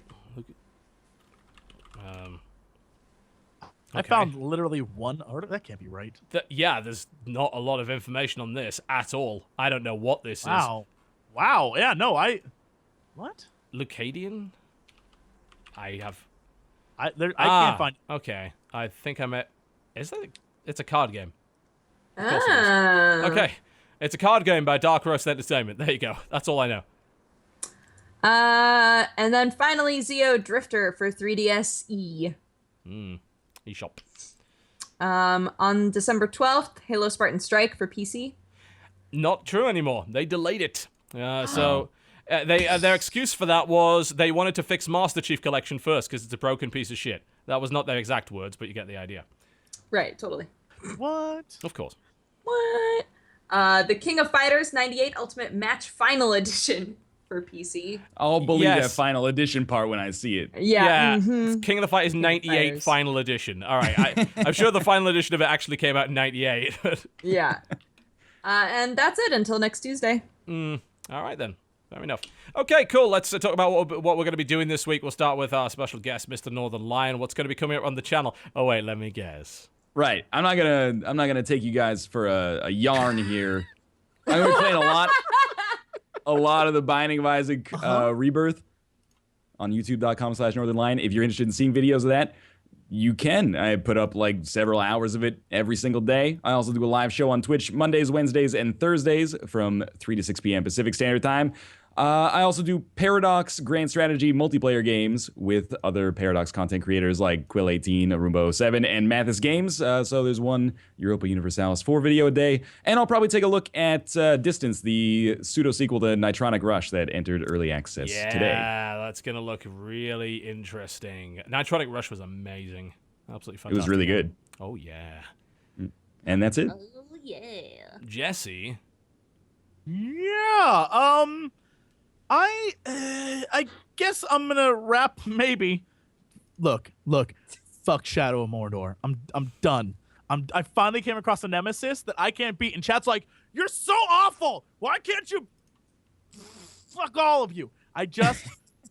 His name's like Orlok the Large, and he's a dickhole, and I hate him, and he keeps killing me, and he's immune to everything, and I get no second chances. F that game. I just want to beat it, but I'm not beating it until I beat that guy. So one day I may finally beat Shadow of Mordor. Dragon Age and Far Cry. Far Cry's coming along fine. We discovered something called Demon Fish. Far Cry for including sharks in the mountains. You guys are assholes. They managed it somehow. And I'll probably put up the 2.5 so hour stream of Freedom Planet I did, and just let that exist on the internet. I guess a lot of people were like, they really wanted to watch it, so I'll probably throw that up this week at some point. Game. And yeah, I would. There you go. YouTube.com/Jesse Cox. Bam, done. Dodger. Hi. Hello. I have 2 YouTube channels, youtube.com/pressstart-to-continue. We are still doing Dandelion, still doing Sherlock. I just put up a demo for an Otome game called Alice Alice. And that's very silly, but that's a thing that exists on the internet now. And at the end of this week, we've got a new Welcome to the Fandom, so look out for that. And then my other channel is youtube.com/dexterity-bonus, where I vlog and drink coffee and talk about my cats. And I would love to have you either of those channels. And on all of the social medias, I'm at DexBonus, DEXBONUS. Yes. Yeah, Yes. What are you doing this week, TB? TB. I don't even know. Stuff. All right, probably. well, thanks, guys. See you next time. All right, well, I bye. don't know, Bye. stuff. More Hearthstone. It's going to be a fairly Hearthstone heavy week, I think. I think I'm about ready to do my, as you've heard, about ready to do my video on Dragon Age. So it'll be good to get that out of the way. I want to do my video on the crew. I've got to put some more time into it. I just can't be bothered because it's so fucking boring. Like, I don't feel compelled to play the crew, but I guess I'm gonna have to play more of it. And after that, well, I mean, I need to go back and do stuff like Freedom Planet, which was good, you know, and stuff that I missed in the past few months. I need to go back and do that. So, yes, there will be content. Even if it's probably mostly virtual card games, there will be content. It will happen. And, of course, the show will be up. If you happen to be watching it right now on the channel, the show's already up if you haven't already realized it. And hopefully you'll be seeing a co-optional animated this week. I believe that is the plan. I will go... I'd say I would go crack the whip, but that's now illegal in the UK, so we can't be doing that. You have been watching the Co-optional Podcast. Please do go follow us. You can find our channel names below, right here. See, look at those. Look at those. Yes, you can go visit them. You can go subscribe to them if you so desire. Click the annotation. You can go follow us on Twitter. You can follow me at twitter.com/TotalBiscuit. You can follow twitter.com/Jesse Cox, twitter.com/DexBonus, and twitter.com/NorthernlionLP. Yes? I don't want to talk about the dude who owns twitter.com/Northernlion. He's a 45-year-old British school teacher asshole. He's only tweeted once in 2009. On half term, yes, I'm teacher. You're on. Getting paid next week, but has all accounted for. That doesn't even make sense. That's not a real sentence. This guy's an asshole. But he is a father, Christian, teacher, cyclist, dog lover, dog walker, eBay have and you rehab. talked to him? Love Can you make film, him love this man? radio, hate soaps, eclectic taste in music. Millwall. Yeah, he's from Millwall. That's good enough reason to hate him. 44 years old and a wanker. Wait, if he hasn't tweeted since 2009, you can actually petition Twitter and be like, this guy doesn't exist anymore and get it. Yeah, you actually can. Maybe I will. Maybe Do you it. will. Do it, bro. That's Maybe all I you got, will. Jesse Cox. Jesse Cox was like some douchebag who never tweeted, and I took it from him. Ha! I stole it from you! Millwall. Ladies and gentlemen, you've been watching the Co-optional Podcast. Thank you very much for watching, and we will see you next time. Goodbye.